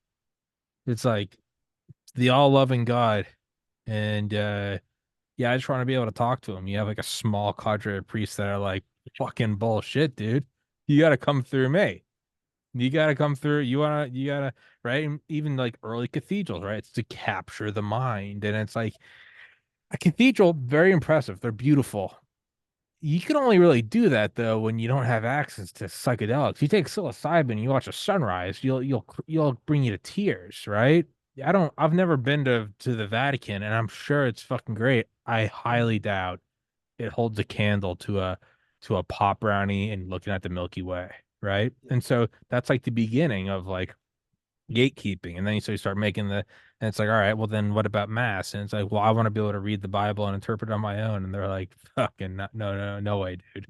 Well, shoot this guy, right? Shoot this guy. And then like one by one, you see these sort of gatekeeping systems all the way down to like the internet, right? It's like the defining difference between like my parents' generation and my generation is like them watching Fox News or CNN, and like me, like, reading on Wikipedia or Reddit or 4chan or Twitter or something and being like, I don't think that's what's happened. My parents used to say back in like 2016, they'd be like, how are you like a year, or how are you like weeks ahead of us in the news? And I was like, don't watch those. But I feel for them, right? Because it's like you can all make fun of the boomer, all fun, but that's what they grew up with. They grew up with their parents were all World War II vets, right? And they were taught to you trust the news anchor. Walter Cronkite says it. It's just what it is, right? And so it's not a character flaw, but now my parents in their 60s, it's funny, they don't call it the news anymore. They call it the propaganda. They'll be flipping through the channels up, they're retired, and they'll be like, "Wait, what's the propaganda saying?" And I'm like, "That's so wild to me." And it's like, so then what's like the generation after mine? What are they? I'm gonna be like, "How are you guys so plugged in?" And they're probably like, "Oh, we're taking LSD and putting on VR goggles, and we're plugging neural links into each other's amygdalas, and I feel their emotions and they feel mine." And I'm like, "What the fuck?" And it's like, but it's all it's this it's what Aldous Huxley called it, right? The mind at large. And what drugs really do is they remove nozzles, they remove bottlenecks, and it's like breaking off the handle to a giant keg, and it's all comes flowing out. It seems to be that what all of our history is, in a broad generalization, is we're slowly opening that valve more and more to you can't read the Bible, to okay, you can read the Bible, but you're not allowed to the masses in Latin, to again, you have to watch the news, or you have to listen to the news. The president's going to do a fireside chat, and then it's 30 years later, it's like, okay, you can watch the news now. And then it's like, or the printing press, and then it's the internet, and then it's like, all right, well, you don't have to watch Fox News, but you can only use Wikipedia, and you got to use Encyclopedia Britannica. Like, what did you learn in high school in the early 2000s? What did they tell you? They're like, Wikipedia can't be trusted, and you're like, huh? The people that are telling you this are also the people that are selling you really expensive textbooks, right? And it's on and on and on to even now we're at like a new iteration where it's like you and I talking. You're not allowed to put your paper forward because it spits in the face of doctrine. I'm kicked off YouTube because I had on, the literal inventor of the COVID vaccine who was like, you probably don't need it if you're healthy. And now we're having a talk. You and I are having a talk that would have resulted in us hung by the neck till we're dead Yeah. 200 years ago. And Yeah. instead Yeah. of just shooting the shit here in your kitchen, I'm just fucking sitting here in the Yeah. bathroom. Like, Yeah. Yeah. it's just Yeah. constantly whittling away at these bottlenecks until, does it happen with a fizzle or does it happen with a bang to where the dam finally breaks and everyone has access to the divine? Is that psychedelics? Is that declassified technology? Is that free energy? Is that documents about alien contact? I have no idea, but it seems like we're heading towards this inevitable point of circling the drain. It doesn't necessarily have to be bad. Is AI the thing that really just blows the fucking lid off of it? Yeah. I don't know. Yeah. I've been rambling for like 10 minutes. No, you know that's what's the natural conclusion of what you just said? We can either go forward, we go down the drain in a bad way, or something can bust loose, just like you're saying. And I think The it's drain's only not from necessarily people bad. like, right. It's only from people like you who are willing to say, you know what? I'm not going to censor what I can and cannot investigate. You know what I mean? I'm going to go there. I'm going to use that temple of reason. You know, it's almost like the last hope of humanity. It always comes up in a renaissance or enlightenment, but there's got to be a way that, yeah, maybe the answer is once they get this right down and they see scientifically what they were doing, maybe it becomes a psychological treatment for people and it's very safe and effective and allows you to come to a place that you're more healthy, right? It could be something like that, or it could be the opposite direction, because you know what all the monists are going to say when somebody comes up with that formula. They're going to say, oh, it's the Antichrist. And it's, well, yeah, it is the Antichrist, because your image of your Christ is a historical fallacy. Read your own text. I was telling someone the other day, it's time that we take back these texts, right? The Bible belongs to me, right? It belongs to me. And you're not going to tell me what it says. I'm going to use my training and I'm going to tell you what it says. And it's going to make you uncomfortable. And you know what the ultimate outcome of that's going to be? Maybe we'll crack your brain and you'll somehow reinsert yourself into the reason that you were programmed to have from the time that you were born, right? Maybe that's the object, is to get everybody to that point of enlightenment, not just to be, like you say, hippies. I hate the idea of being a hippie, just going out and doing the hippie thing. It's not what they were doing in antiquity. It's not, Yeah. right? That's abusing the system, right? And that's not going to be healthy for you in the end. They have a right and they have a way of producing physiological and psychological effects that they claim are the foundation for their greatest forms of government, their democracies and their scientific methods. These are all coming from this balanced and healthy, you like you were saying. One thing you said that really got me is maybe we're just all supposed to be like this. Maybe there's like one religion, right? And it's just a quantum phenomenon. And if you had eyes to see it, if your eyes were open, you'd understand. It'd be And undeniable. maybe you could change. Maybe society could change.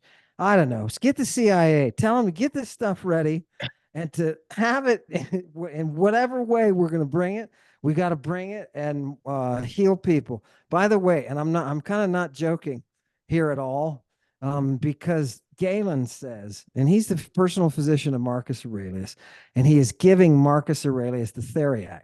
And he said, people are noticing how Marcus Aurelius is looking better and better, right? So he's giving him this Theriac, which has been in the imperial family for years. Nero is the one who's really kind of pioneering it. But we have a formulae from Augustus as well. So Galen is out there using this Theriac on Marcus Aurelius, which has all of these, including opium. It has a whole bunch of drugs. And he says, this drug I use on cancer in the breast. He talks about cancer in the breast. And it looks like the cancer rate in antiquity was nothing like it is now, right? It looks way smaller, but they do still describe, typical cancers. And he describes a breast cancer for a woman. And he says, all he does is he makes a very small incision in the breast and applies this drug directly to the tumor. And he said the tumor will shrink and go away. Right. The first time I read that, I thought, it's probably, there's no way that that's real. Right. There's absolutely no way. But the more and more I read of ancient physicians, yeah, they're talking about a class of drugs that they're using to successfully treat breast cancer. Maybe the Dark Ages stripped us of some really good tech that we could go back to and say, well, does this stuff actually work? Imagine that if they could find out what it was that Galen was using, right? And then replicate it in the lab, right? Bring it back together and see, is it an anti-carcinogen? What is it?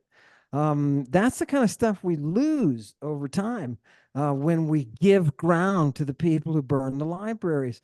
And I don't mean to be Julian the apostate, but he warned us. He said, hey, and he was killed by a Christian, by the way. He was speared in the back by a Christian in the middle of battle, which was quite cowardly, Mm. but they had to take him out, right? So, because he was a threat to the Christian theocratic power. Yeah. Oh, God. Who's to say that that this old tech or knowledge, who's to say it was all crushed, as opposed to, for even just looking at patterns from the Bible to the Mass in Latin, who's to say it wasn't preserved and centralized? Like I always look at it as like, there is some like real history somewhere.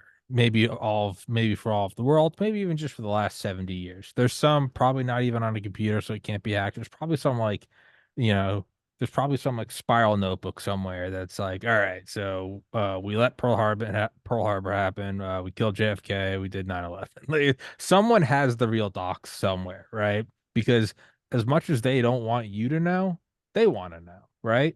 So, I mean, who's to say that this shit doesn't exist? Doesn't it seem like all these demons from hell lived until like I mean, Henry Kissinger lived to 100? I mean, 2024, we're doing good. That's not the average lifespan. It's like, but they all like Rockefellers, like Rothschilds, like don't they all live to like 98, 99? And like, I don't think these guys are just out, doing yard work and staying young. Like they seem to be legitimate demons from hell, and they live to this age. And maybe are we seeing a slow walk out of this stuff, right? Things that are in the national security state. What is kryptonite? What is something you'll never in a million years address? UFOs. 2020, they start walking out the Tic Tac. They start walking out the gimbal on the Tic Tac was off the West Coast. The gimbal was off the East Coast. Last year we have, was it last summer? We literally had like a Senate hearing on possession of extraterrestrial biological life. That stuff is like that stuff is like lottery winning. Like you'll never see that. You might see them. Like Trump kind of walked out JFK documents, but they're all still redacted. And now we're seeing shit like, all right, maybe there are UFOs from another planet using some weird thing that breaks the laws of physics. But and it's like, no, no, no, what the fuck is that? Are they slow walking it out? Are they trying not to melt? Maybe I'm giving them too much credit. Or maybe there's good people that have gotten a hold of some modern Library of Alexandria. And maybe, who knows, maybe they took psychedelics and their consciousness is eating at them. And they're like, dude, we have to fucking release this shit. This is so, if you just had like anti-gravity stored away in some lab in Roswell, and you might just say, I had national security, but maybe somebody involved there tripped dick. They took LSD and they were like, oh man, this could help create, faster ambulances, or, they have free energy. We could use that desalinate ocean water and help those kids in Africa that have distended bellies because they don't have enough iron. Like you might have had someone in the national security state accidentally like eat mushrooms at like an orgy in Vegas or out like the Bohemian Grove or on Epstein Island. They ran out of coke and they're like, I got some acid, and they're like, yeah, fuck it. And they were like, oh man, I'm going to hell if I don't do something. Like you might have had some fucker like Snowden might have like ripped a bong and been like, if I don't tell people about the like NSA like program, I'm gonna burn in hell. Like we don't, maybe there's some like come to Jesus moment or something. Like I don't We know. need a program. We need a program. We have stuff to send people to the moon, and Yeah. they're talking about Mars, and we want to get out and explore. Dude, I'm telling you, the one place you're missing is the quantum, brah. Yeah. Right? Check out what these people said. The people smart enough to come up with a scientific method and say the earth wasn't flat. Those people, they also had a method of shooting you past death and then pulling you back. Now imagine just for a minute, couldn't you fund a research program to do this Make it thing scientific. properly? Yeah, make it a technology. Yeah, to bring it into your tech essentially. And you'd need special people who would be willing to go through this process. And we're going to lose a few, right? Just like Sure. they did was, Just like Chuck Apollo. Yeager and all those, Yeah. you know. It's the same thing, but let's go that route and see what happens. The problem is right now, our world system is so tipped that the minute somebody comes and does something that's the least bit antichrist looking, right? The system is set to Destroy. expunge that activity, right? You could never support that. People would say that's satanic. I was doing research at the university at St. Mary's University in Minnesota, and I can tell you for a fact they had a meeting of people who were there to determine whether or not I was one demon possessed, and whether or not two I could open up portals to the underworld. Right. This is serious. This is serious. I met with the Monsignor. He said, look, I've had 5 meetings about this. Right. There are people who are saying that you have demonic powers. Right. What year, what century is Yeah. this? Right. Like you have like What a time digital are we clock in? on your oven behind you.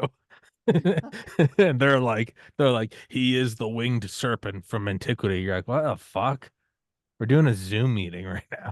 Like, I had a woman from Florida write me from prison. She sent me an email from prison, which I didn't even know you could do. But she sent me an email from prison and said, you have been invading my dreams and you have been raping me in my dreams. And as soon as I get out, I'm going to come kill you. well, I'd be like, well, number one, like that's your fetish, and thank you, but like, no, thank you. I don't consent. No means no.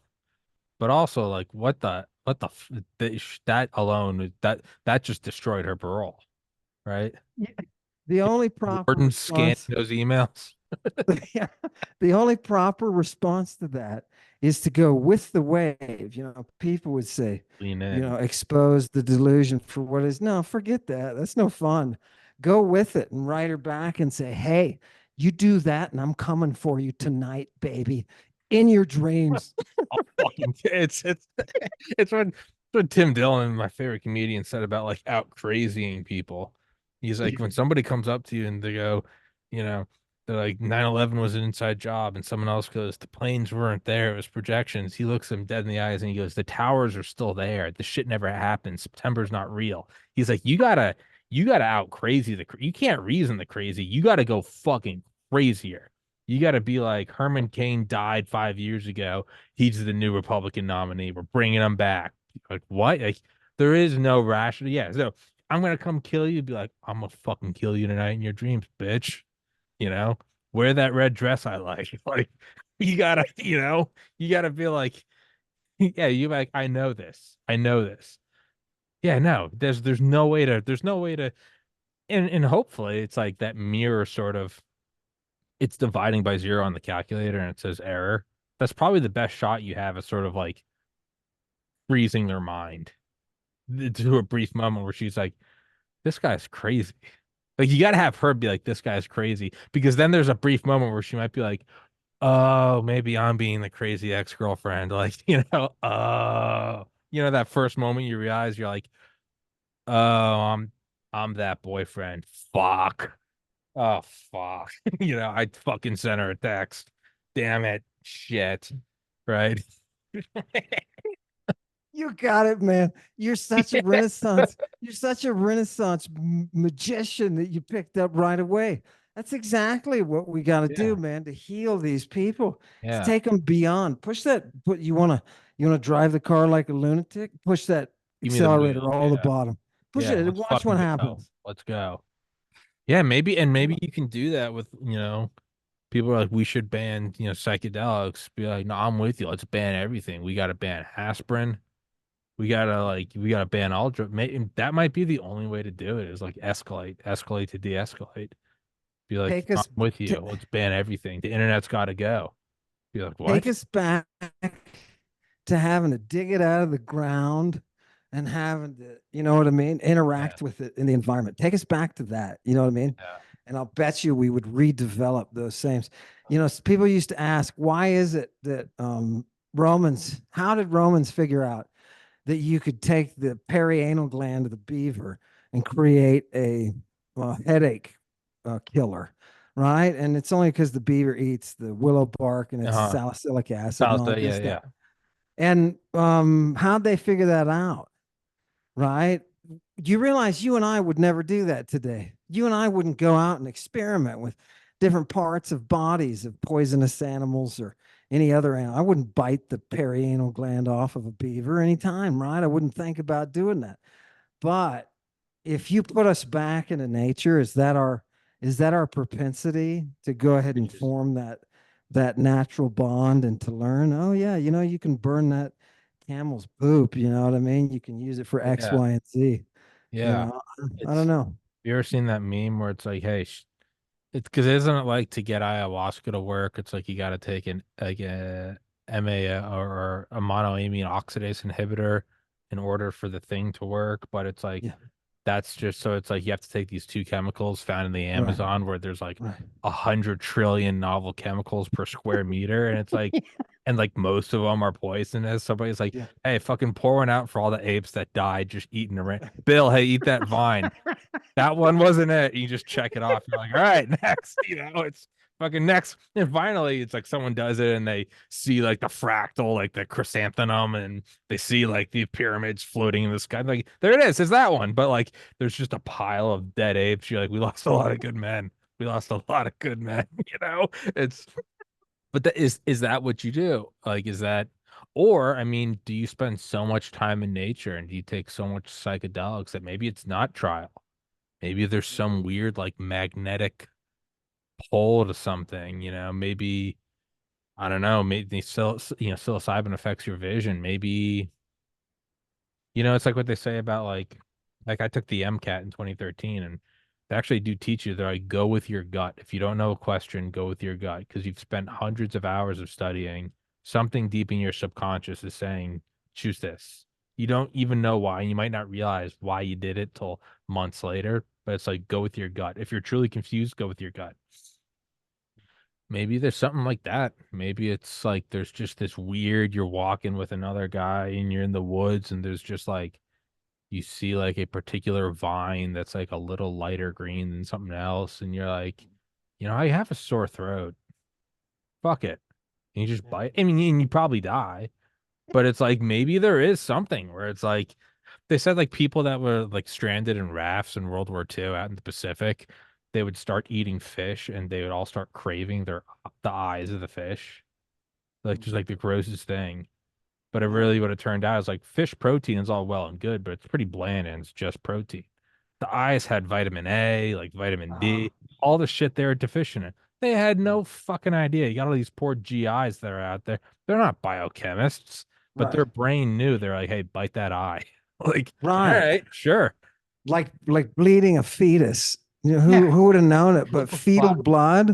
fetal blood is Like the rich. most stem cell rich like shit on the planet, right? It's like who the fuck and again, I don't put it past pure trial and error. If there was like 4 million years between like proto hominids and the agriculture, that's a lot of time to be like, no, it might have been trial and error. We might Yeah. have to pour one out for the homies, but like, who knows? Maybe there was some Yeah. weird sort of greater hive mind attraction to something. Yeah. Maybe it glittered in your peripheral vision and you were like, what is that? You Yeah. go to, I don't know, maybe it's Yeah. releasing pheromones or something. Maybe it's pulling you into, maybe it's as simple as like sliding down a hill. Maybe it's like go eat this flower. But we don't know. Right.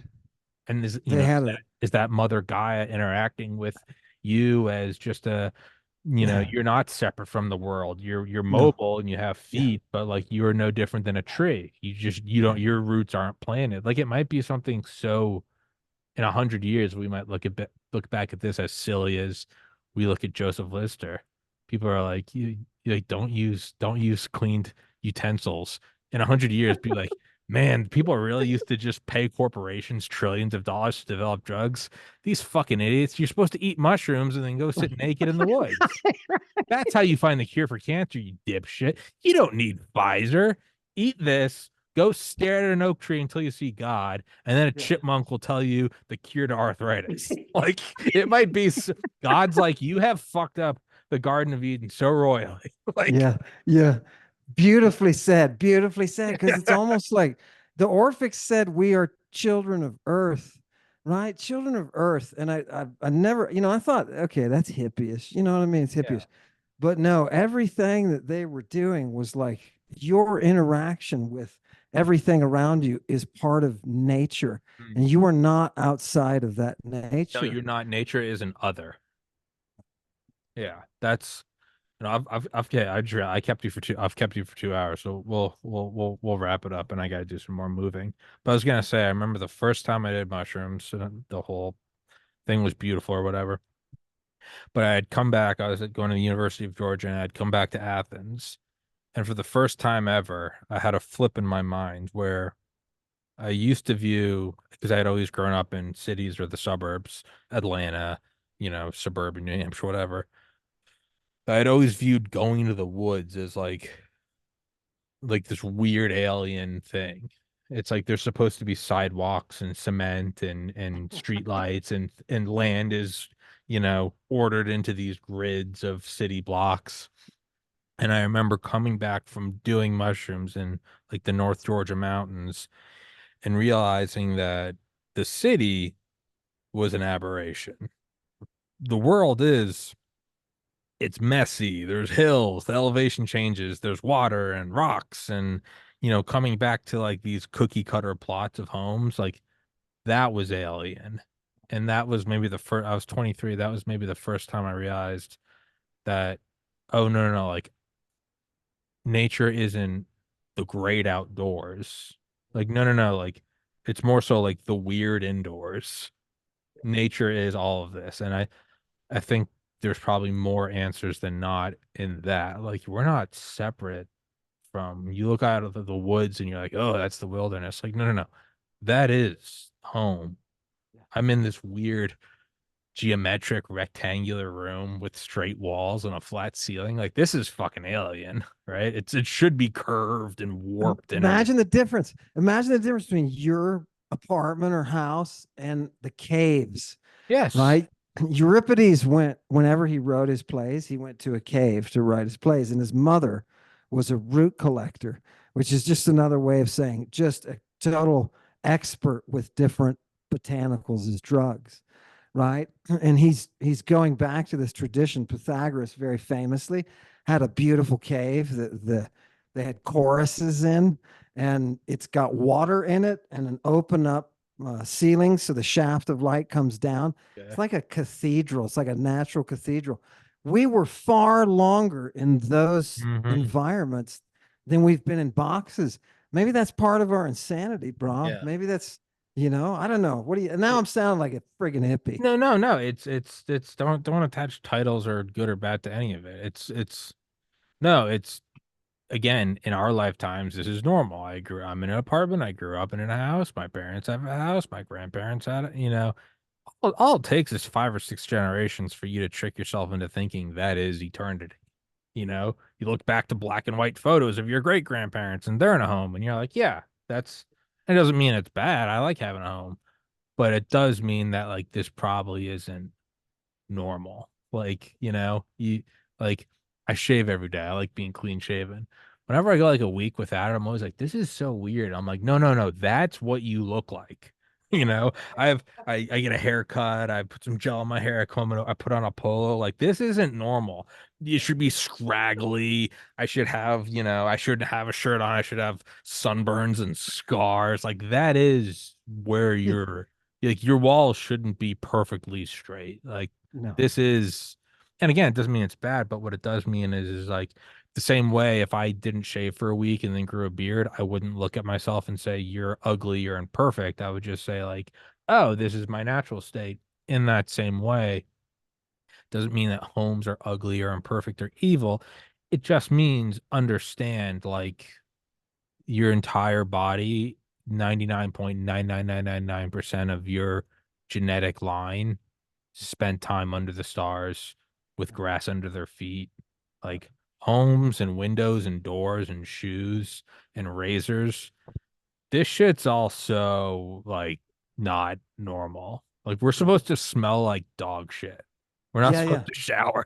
We're yeah. supposed to smell like utter dog shit. They used to take in Rome, the physicians would take scrapings of your sweat and use them in aphrodisiacs, Yeah, right? Which you, if you think about it, it kind of makes sense. Like, I don't know, if I were absolutely. You know, if I were somebody and I smelled sweatiness that has those pheromones in it, I don't Yeah, know, it might turn me on a little bit too. But yeah, absolutely. you're not always supposed to be showered, bro. There's bacteria on your skin and whatnot Yeah. that are, oh God. Yeah. How do we go back though? We can't step out of the box like the hippies. We can't go out in the fields and dance around. Is there any way of bringing that instead of going out to it, is there any way to bring it into society, that nature? Like, do we just need a good group of doctors that say, hey, look, we've got a procedure. We can kill you and revive you, and it'll do X, Y, and Z to your brain, and you'll be able to make connections that you never were able to make before. And you'll live an extra 20 or 30 years just from the lack of stress alone. You know what I mean? If we could do that, we don't have to go out into the field with the hippies. We could bring it into our society. Don't you think? I just Like a get like tired. a no, like I get you. It's like a neo hippie movement. It's like I don't want to be muddy in a field at Woodstock, but I do want that feeling of like love and have. But I also want flat screen TVs and Uber Eats. Like, I want the love and appreciation, but I also really like showering. Probably what it will be is it will be the brutal process, the brutal and completely unbiased process of natural selection. If it turns into a thing that ends up being profitable, energetically incentivized, improves your life and doesn't have why do you take a pharmaceutical? Well, maybe you have an illness or a disease and you need to take it, and the side effects there's maybe, erectile dysfunction or dry mouth. But if it helps, I don't know, your diabetes, you weigh it and you go, I'll do it. If some group of doctors makes it and they go, these are the side effects, this is the survival rate, and the effects are, yeah, 30 years of more life because you're not constantly stressed thinking about, just making it to Friday, then it will survive and thrive. Now, it might happen on the course of hundreds of years, which isn't always great. You look back at, you ever read about like the history of something? It's like the first boat was here. 900 years later, they started doing sails. You're like, that's a long fucking time. You're like, and then it's like the first biplane. 15 years later, you're like, Jesus Christ, 15? Like, wow. But like, Took you guys so long, man. What but it took you? might it might be that, man. It might, I mean, but you can kind of see it in the United States now, right? It's like, when was pot decriminalized in Boulder? That was like the first foot in the door. Now, 20 years later, it's like psilocybin's decriminalized in Boston or something. Feels forever.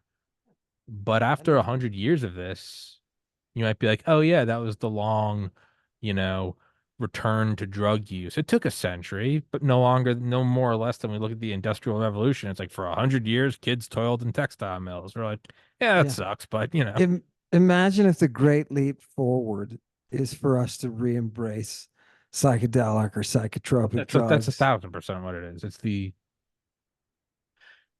as we slowly move towards like a more biological, robotic kind of hybrid, be it from a synthetic limb for veterans or, to having a stem cell grown heart. And then as, robotics and AI slowly kind of take away the drudgeries of everyday life, of cleaning the streets, of window washing, and as you move more and more to kind of more leisure time and more creative time, all of the breakthroughs will happen in the mind. Because right now it's like, oh, my car is automated. Now I don't have to use the steering wheel. And it's like, now I have more time to work. Or it's like, now I have a cell phone with, internet from space. So now I'm never in like an area where I have no signal. Now I can do more. It all, if you look at the long trend line, that's all coming back. What if I no longer could get sunburned with my white Irish skin? What if I no longer needed to eat? What if I started getting, what if I was run by a battery cell instead of oatmeal and I no longer had to shit and I don't have to wait, it's all moving away to more and more. You're getting back to just the mind, and all the breakthroughs will occur then. My morning ritual every day is I get up, go to the gym, work out, shower. I've been doing it for 15 years, and then I meditate for 20 minutes. Yeah, and then I fold space. Yeah. And yeah, what's the next you know, capacity that we can have. This You know what I mean? frontier, it's all mental. It's psychedelic. Yeah. Yeah, exactly. It's not, we can only go so far. You know, there's only so many planets we can shoot our rockets at and Exactly. send somebody up, right? Yeah, yeah. Where's the real frontier? I guarantee you it's locked up in something that can make you live longer and live Oh, it healthier. I probably already guarantee. exists. But Yeah. it's like, where do we go with drugs? It's like, you take this and you lose all your fat. Take this and you build all the muscle. I mean, eventually everyone's going to be like a perfect 10 out of 10. And it's like, well, where do we go from there? It Yeah. all comes back to the mind. And it's Yeah. like, are you ready to take that final step? And it's like, yeah, it's like what like people that make a lot of money say. You can have a mansion and a Rolls Royce, but none of it means anything if there's no love in it, if you don't have family and friends. Mhm. Eventually, as a society, we will get so rich that everyone has everything taken care of. And then finally I'll come back to it and be like, why are we here? What is Earth? I'd be like, the only place to go from here, man, is like, hey, eat these mushrooms, Yeah. you know? Right. And it's like the sooner you get on it, the sooner you Yeah. can start on like the great journey. Yeah. I think Just like those dead monkeys, yeah, right? yeah, Right. They knew it. yeah. They were compelled forward. And Yeah, they were like, dude, I fucked yeah, every other monkey. yeah. Shit at everybody. I've climbed every tree. I'm so goddamn bored. And one of them's like, eat this shit, man. It'll make you stand up straight and start using your thumbs. And you're like, what? They're like, dude, me and Bill did it last night. And you take it, and all of a sudden you like see like the Panther God or something. You're like, we should make a wheel. And they're like, what's a wheel? You're like, I got an idea. Like, like that's the only place to go. Is you do everything else. Finally, you're like, let's go see fractals, Did you notice your neighbor monkey's wearing underwear? Yeah, he's wearing underwear. He's standing up now. You know Yeah. what I mean? Like, what's that about? You're like, I don't know. He ate this cow shit and then he started writing his thoughts down. What do you mean? You know the thing we use to talk?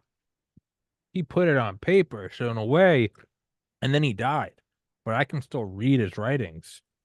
They So it's like killed him. rude, just like yeah, no, we killed him. Well, because he's the Antichrist. But that being said, we can now read his thoughts in the past. You're like, oh shit. Right. Will And be a he's great monument. yeah, and then no, we'll miss him dearly. He had to go. He had to go. It's no different. 2,000 years later, you're like, the Earth might not be flat. They're like, kill him, fucking kill him. It's, but that's probably how it Nothing, started. Yeah, yeah, man. nothing changes. It's just, are we just monkeys? It's exactly what it. We're a little better at like not outright. Like you and I should have been killed an hour and a half ago. If it was really like a theocratic, like fascistic, you and I would have been absolutely cruise missile through the window. But like, I think it's probably something like that. You Yeah. you have alien ideas, but I mean, you know, it's like when uncontacted tribes get contacted by like an Apache helicopter. Like they don't seem as shocked as they should be. Like they seem pretty shocked. They throw spears at it. But I mean, really think about that. They're in loincloths and there's a helicopter. It probably kind of looks like a dragonfly. It is louder than anything they've ever heard. It's got a glass bubble on the front. They don't know what glass is. It's got stamped metal. They've never seen metal, and it's just hovering. It probably fucking looks like a demonic apparition. And they kind of seem angry, but they don't seem like they're seeing the devil, which makes you think they've probably eaten mushrooms enough that they're like, hey, remember that idea we had? They're like, that's it. That's it. I'm going to kill it because fuck them. But like, they don't seem like if they're truly shocked, won't they be on their hands and knees praying? But have you noticed they don't ever look like that? They're just angry. It's like, you know, it's like There's one tribesman who's like, I told you. all the all the 'Cause other tribesmen are like paying up. They're like, I fucking told you it could work. They called me every crazy. They called me crazy, right? And it's like you see that thing, and it's just like they're like, yeah, no, we thought that could happen. They don't seem that shocked, do they? They seem angry. Like if you saw if a If a flying saucer the size of like an aircraft carrier came and like hovered down outside my window and was like pulsing and changing shapes and had Yeah. tentacles and stuff, do you think I would really like go get my Glock and start shooting at it? Or do you think I would start crying and fall on my hands and knees? You know, if I start shooting at it, the aliens would be like, he was pissed, but he didn't seem scared. And I'd be like, yeah, I've done acid. I know the aircraft carrier anti-gravitics is a thing, you know, like, yeah. The you you gotta understand there's always that one person who's able to make that leap. Yeah. And what do you want anyway? You want that thing's drugs. You want to get probed, Mhm. right?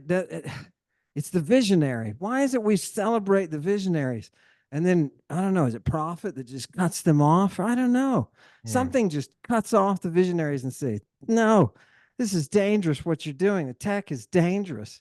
I mm, think the thing that you brought out that I think is so perfect is this is a new tech. It's a new form of yeah. interacting that with of bridging your mind and your reality.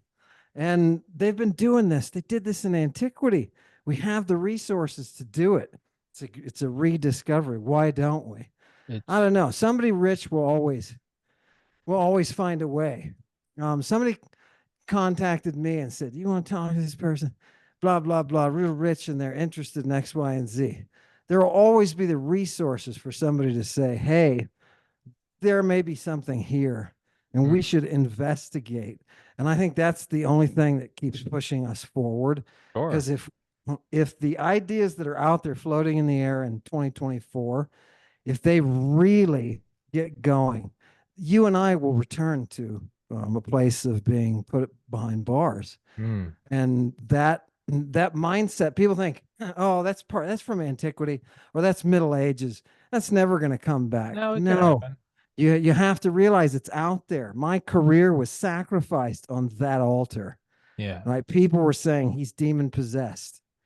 It's coming back. You don't realize how much is coming back, but it's coming back, and they fear the drugs as an avenue. Right? That's their pharmakeia. That's their sorcery. Oh my God, it's sorcery. Whenever you open up, I would propose one thing to those people: your treatment resides in your ability to understand everything around you. And there is a way to Mm. get you to do that. Your eyes can be opened, but it's not 100% sure that you will. You may want to close them. Those monkeys that went ahead and they got the mushrooms and some of them died. We're not going to encourage those monkeys. Monism does not encourage that type of monkey. Mm. Monism encourages that status quo where all the information can be controlled, and I can tell you what your reality is, and you will turn around and go to work and pay Mm. your taxes and do whatever it takes, to support it. But I don't know. Let's throw something in the middle of there. Maybe Yeah. a big psychedelic Renaissance bomb Yeah. without hippies, but with scientists now who are saying, A big look, tie-dye wrench. Yeah. yeah, Yeah. No, it's that you have the but that's, I mean, but we see that in our society, right? That's what pushes things forward is, yeah, people, you have someone like Elon Musk who like made PayPal, and then in the early 2000s, he's like, what if rockets could land? And everyone's like, will you shut up? And like, that's his thing now. And it's like, that's kind of what's crazy though, is like seeing like the aircraft carrier floating and morphing. There are people on that ship. Somebody took acid and they had an idea as crazy to them as that UFO is to me. And they're all like, yeah, dude, you're fucking nuts. Like at a certain right, point, you have to look around and be like, hey man, we're in the flying saucer. Like we yeah. are the crazy apparition. Like And I'm don't gonna, you can't make fun of the uncontacted tribe yeah, if yeah, you act like an uncontacted tribe. right, You know? right. And it will And always find a way. I'm gonna probe. Yeah. I'm gonna probe you. I am on that ship, and I'm gonna probe you just for Yeah. fun. You can Yeah. edit this out if you want, but I I don't knew give a shit. somebody. I don't I care. knew somebody who had a source. He was using LSD and spilled his source all over the table. And immediately his first thought was, I don't want it to go to waste. So he proceeded to suck it all up. He Hell did. yeah. He just consumed it. And I will never forget this. I walked up to him at a table one time, and he was staring off after this happened. He's staring off at the sky. And later, I just left him alone. And later, he said, I was watching that giant spaceship just sit there and hover. And I thought, wow, that's, I wonder what it is. I wonder what it is that substance is able to unlock in somebody's brain to Mhm. be able to give them visions that are consistently, people talk about going to South America and seeing in the They all see the Amazon, same thing. seeing the great jaguar or the green man or something like that. Makes me think that there's some kind of connection that's there naturally, just in our genes or something. We have receptors for all this stuff. We Yeah. have receptors for opiates. We have Yeah. receptors for opiates. We have receptors for cannabinoids. Why do we have these, this biological tendency? Yeah. Maybe it's not that we need to get rid of all the drugs.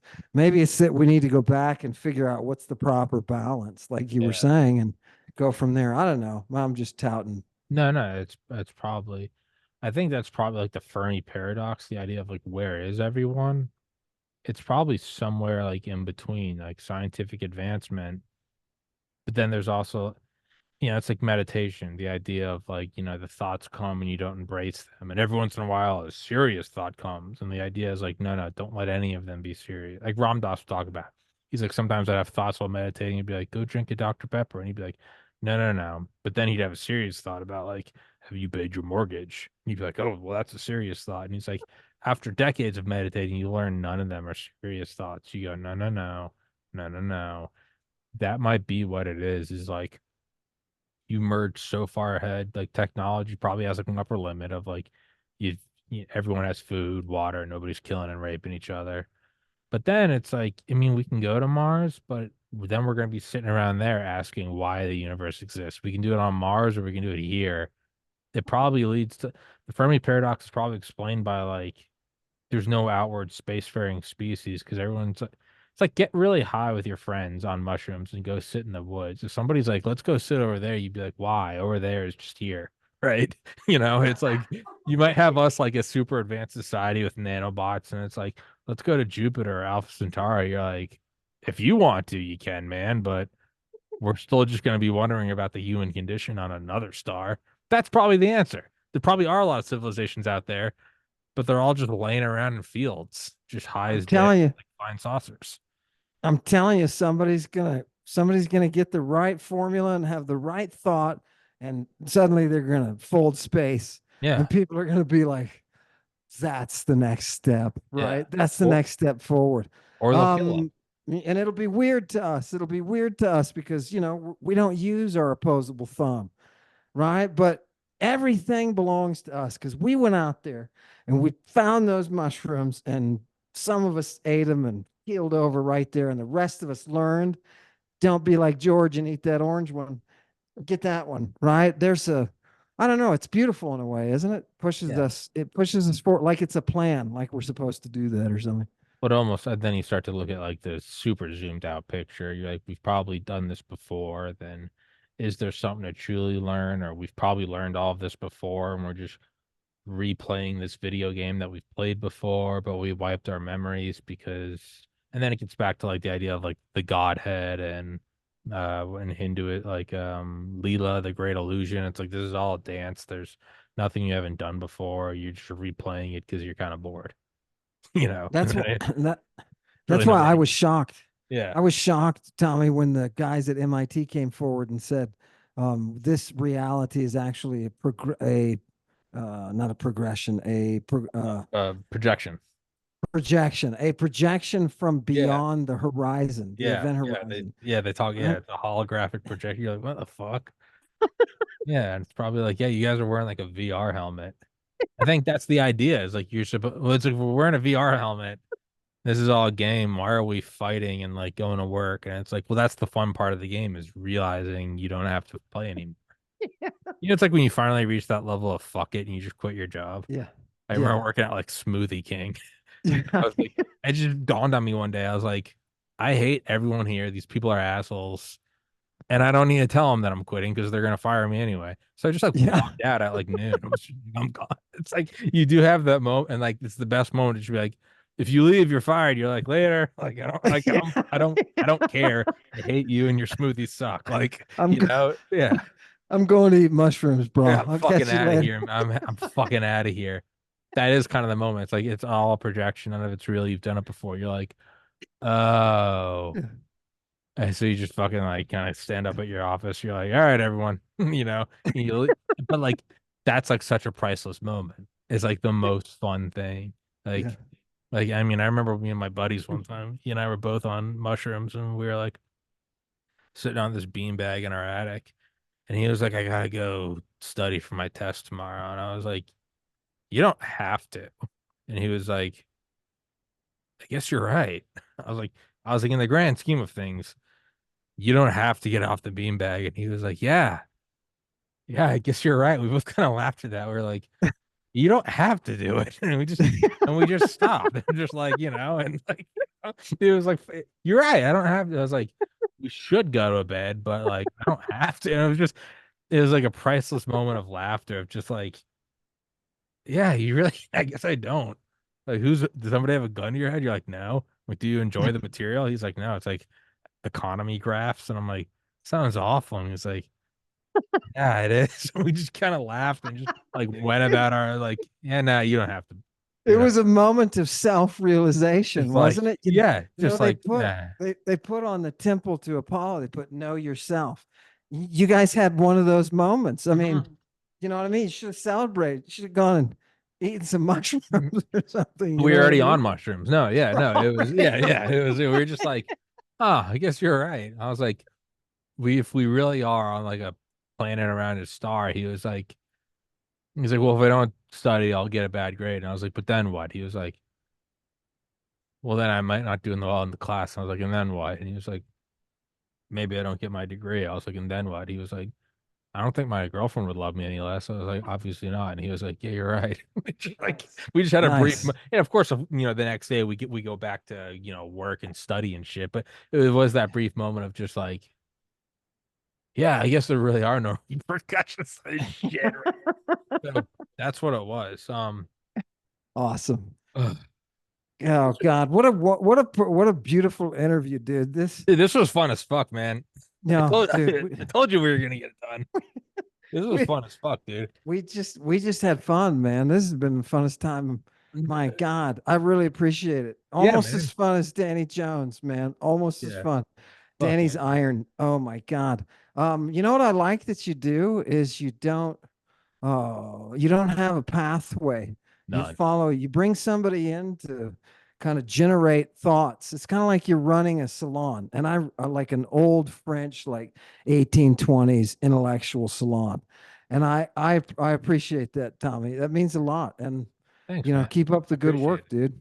Yeah, no, that's kind of the one vibe I've followed for 1,500 episodes. It's like don't fill out like we got to hit these markers and just there's you can not no neither person can define it, but there is like a live wire and you just got to ride that kind of electricity like in Yeah. just wherever and that makes the best things that you couldn't possibly plan. I couldn't plan this episode with 100 hours of planning, right?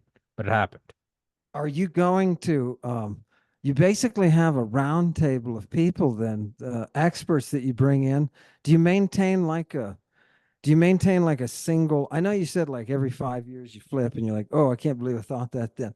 But do you see an ultimate goal to where you're going, an endpoint?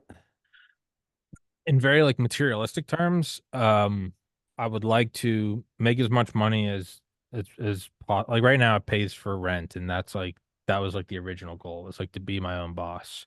But now it's like I both in terms of openly talking about like my brother's suicide, and I've gone into it in great depth before. And as well as what helped me get out of deep dark depression was psilocybin. My end goal is to merge the two somehow. One, my own kind of vulnerability and talking about losing my brother, as well as I hope to just make a ton of fucking money and be able to use that as like a seed, and it wouldn't be some profitable enterprise. It would be like a philanthropy thing I do, and that would be, when I die, that's what it will go to. But I would like to open a medical school or like a medical research center, Oh. basically, inspired by my brother, but not just like let's talk about like I'd want it to be something radical. I'd want it to be like psilocybin. That's like the big 100,000 foot view picture. Is like make enough money as well as take the experience of losing my brother and infuse the two into something that benefits more people and not worry about if my name is slapped on it, not worry about if there's a what are the quarterly profits. It would be something where it's like it's an endowment and maybe it doesn't work, maybe it does. That's like the big picture. You honor your brother that way. When That's you what take, it's almost like you carry him with you well because that's the you point. bring him into the Yeah. into what you're actually doing. And that's honor, man. That's the Romans would stand up and applaud you. Yeah, You know what that's I mean? That's honoring. That's honoring those who have gone before us, well yeah. right? Yeah. Is a part of living. And I don't think people appreciate that. I think that suicide is tragic. It's absolutely tragic. But look what you've done. You Well yeah. know, it's helped for you to define yourself and your existence. You know, I think your brother would be like, yeah, man. Yeah. Yeah, look, Yeah. you know, that's a good thing. The Romans would say he's sitting there in the underworld. So, you know, he's looking at you, knowing exactly what kind of honor you're bringing him. That's why they had the whole shame thing. You know what I mean? But dude, that makes me, it humbles me. It makes me That's think, you fine. know, what am I going to do? It's a Sunday. I got nothing. My God, Well, it's that's gorgeous. I also try to keep it light, and it's like if I try to keep it as like I must cure mental illness, well then it's gonna turn into like a Sisyphusian like trial, and it's gonna make me hate life. So it's also like this episode was part of just one more block in the library of episodes, and we laughed our fucking asses off. So it's also like I make sure there's a lot of steam relief. There's a lot of, I make sure that I'm having the time of my life too. And You're a physician. You're a but doctor, man. I look at it all and I'm like, but where do I want it to? It's like this is episode 1513. It's like I have 1513, like, you know, cattle and like they're crazy and they're wild. And I'm out there like drinking and like riding horses and shit and getting bucked. And I'm like, this is all well and good and we can keep partying. Yeah. But, by the end of my life, I would like for us to move everything into, I don't know, maybe let's move this giant turbine a couple spins and power a town. Like, let's get something out of it. I'm not saying like, let's be a militant, like, no fun, all work. But I'm like, it's also, I don't want it to be for naught. And so it's one, it's honoring my brother, but two, it's on a very practical level of like, I don't want anyone to ever experience that because it almost killed me through depression and drug use. It almost destroyed my family, and it certainly destroyed a lot of my friendships, destroyed a lot of it did wreak some havoc that is unfixable. So it's like I would like for people not to experience that pain personally of losing someone. I've been in that suicidal rut. I know what it feels like to have no way out, and it's truly the worst feeling. It's like a bad dream. And I've brought on like a lot of veterans who talk about it and like how it's allowed them to open up about it. And I'm like, honor my brother. I don't want anyone to experience it. And one day, like Joseph Lister, like yeah, even if you had never heard about him, you've benefited from him. So I don't care if anyone knows about Tommy Carrigan or my brother John. I don't care if one day it should just be they should look back at depression the same way we look at people dying because the surgeon didn't clean the utensil. Like, oh, cool. That whole depression thing where it used to kill you. Now you just go to the doctor, they go, oh yeah, no, you gotta take the psilocybin cap, you're good. That's what I'd like for it to be. And also to have a fucking fun time while I'm doing it. Hence these episodes where it's also just like you gotta laugh. And I'm here for my own experience. I'm also here to enjoy my own incarnation. Yeah. You're quantum physician, bro. I like that. Quantum physician. That's what I'm, I'm gonna and that's my new I'm title. That's honored my new to. title. Okay, that's what I'm gonna call you. I'm gonna come into your dream tonight. No, I'm just kidding. I'm gonna I'm come into your gonna dream call you tonight that. and I'm gonna fuck you with that. People are like, what a weird sign off. They're having such a good time, and then Ammon threatened them with dream rape. Is it code? What are they doing? Are they exchanging nuclear secrets? What does this mean? Does the CIA need to get involved? And then I'm gonna come into your dream and I'm gonna fuck you like a piggy. Like, I hope that lady is watching. She's like, that's him. That's him. If she's listening, I want her to know that me and I'm coming tonight. I'm his Robin. He's Batman, and we're Oh, gonna come and we're gonna fuck you in your dreams till you're dead. bringing a guest. Tommy's coming. I'll be like, yo, I heard you were talking shit to Ammon. You said you were gonna kill us. Too late, bitch. People are like, where is this going? You guys just had such a beautiful talk, and it ended threats of rape and murder. We'll get a call in a week from that prison, and they'll say, "What are you doing to this person?" Like, listen up, Warden. You sleep with one eye open because I'm coming for you next. I love a man in uniform. Fucking start threatening everyone. Tommy and Dr. Hillman really hit it off, and then they went into a really dark spot of threatening rape and murder to everyone. You know? It That's how you always keep it light, comes though. down. That's how you keep it light, though. You're right. Don't take yourself seriously. We'll have a beautiful Yeah, talk about philosophy in ancient Greece and right. Area 51, and and then you Yeah, keep it light with and yeah. don't forget, everyone, I'm gonna rape you to death. You know,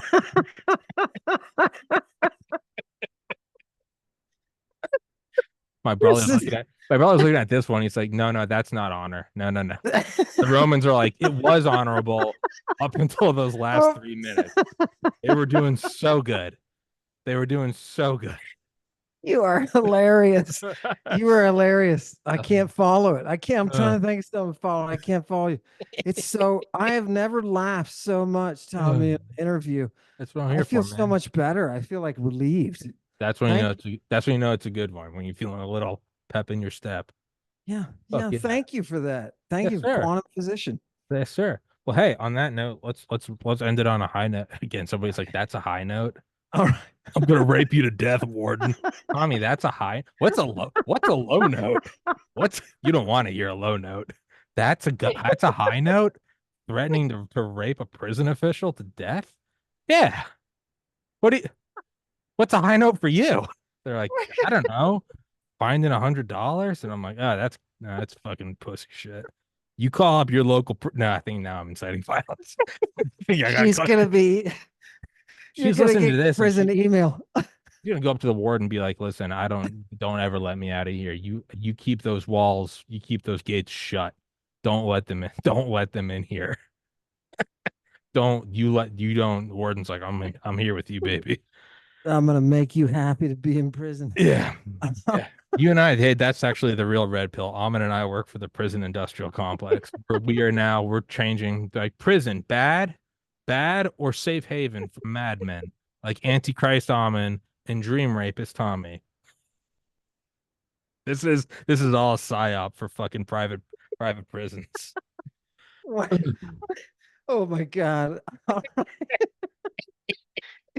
Any clip of this can be used against you in a Good, court of law. good. I Yeah. hope it's using court of law, and I hope they send me to prison so I can make these dreams a reality.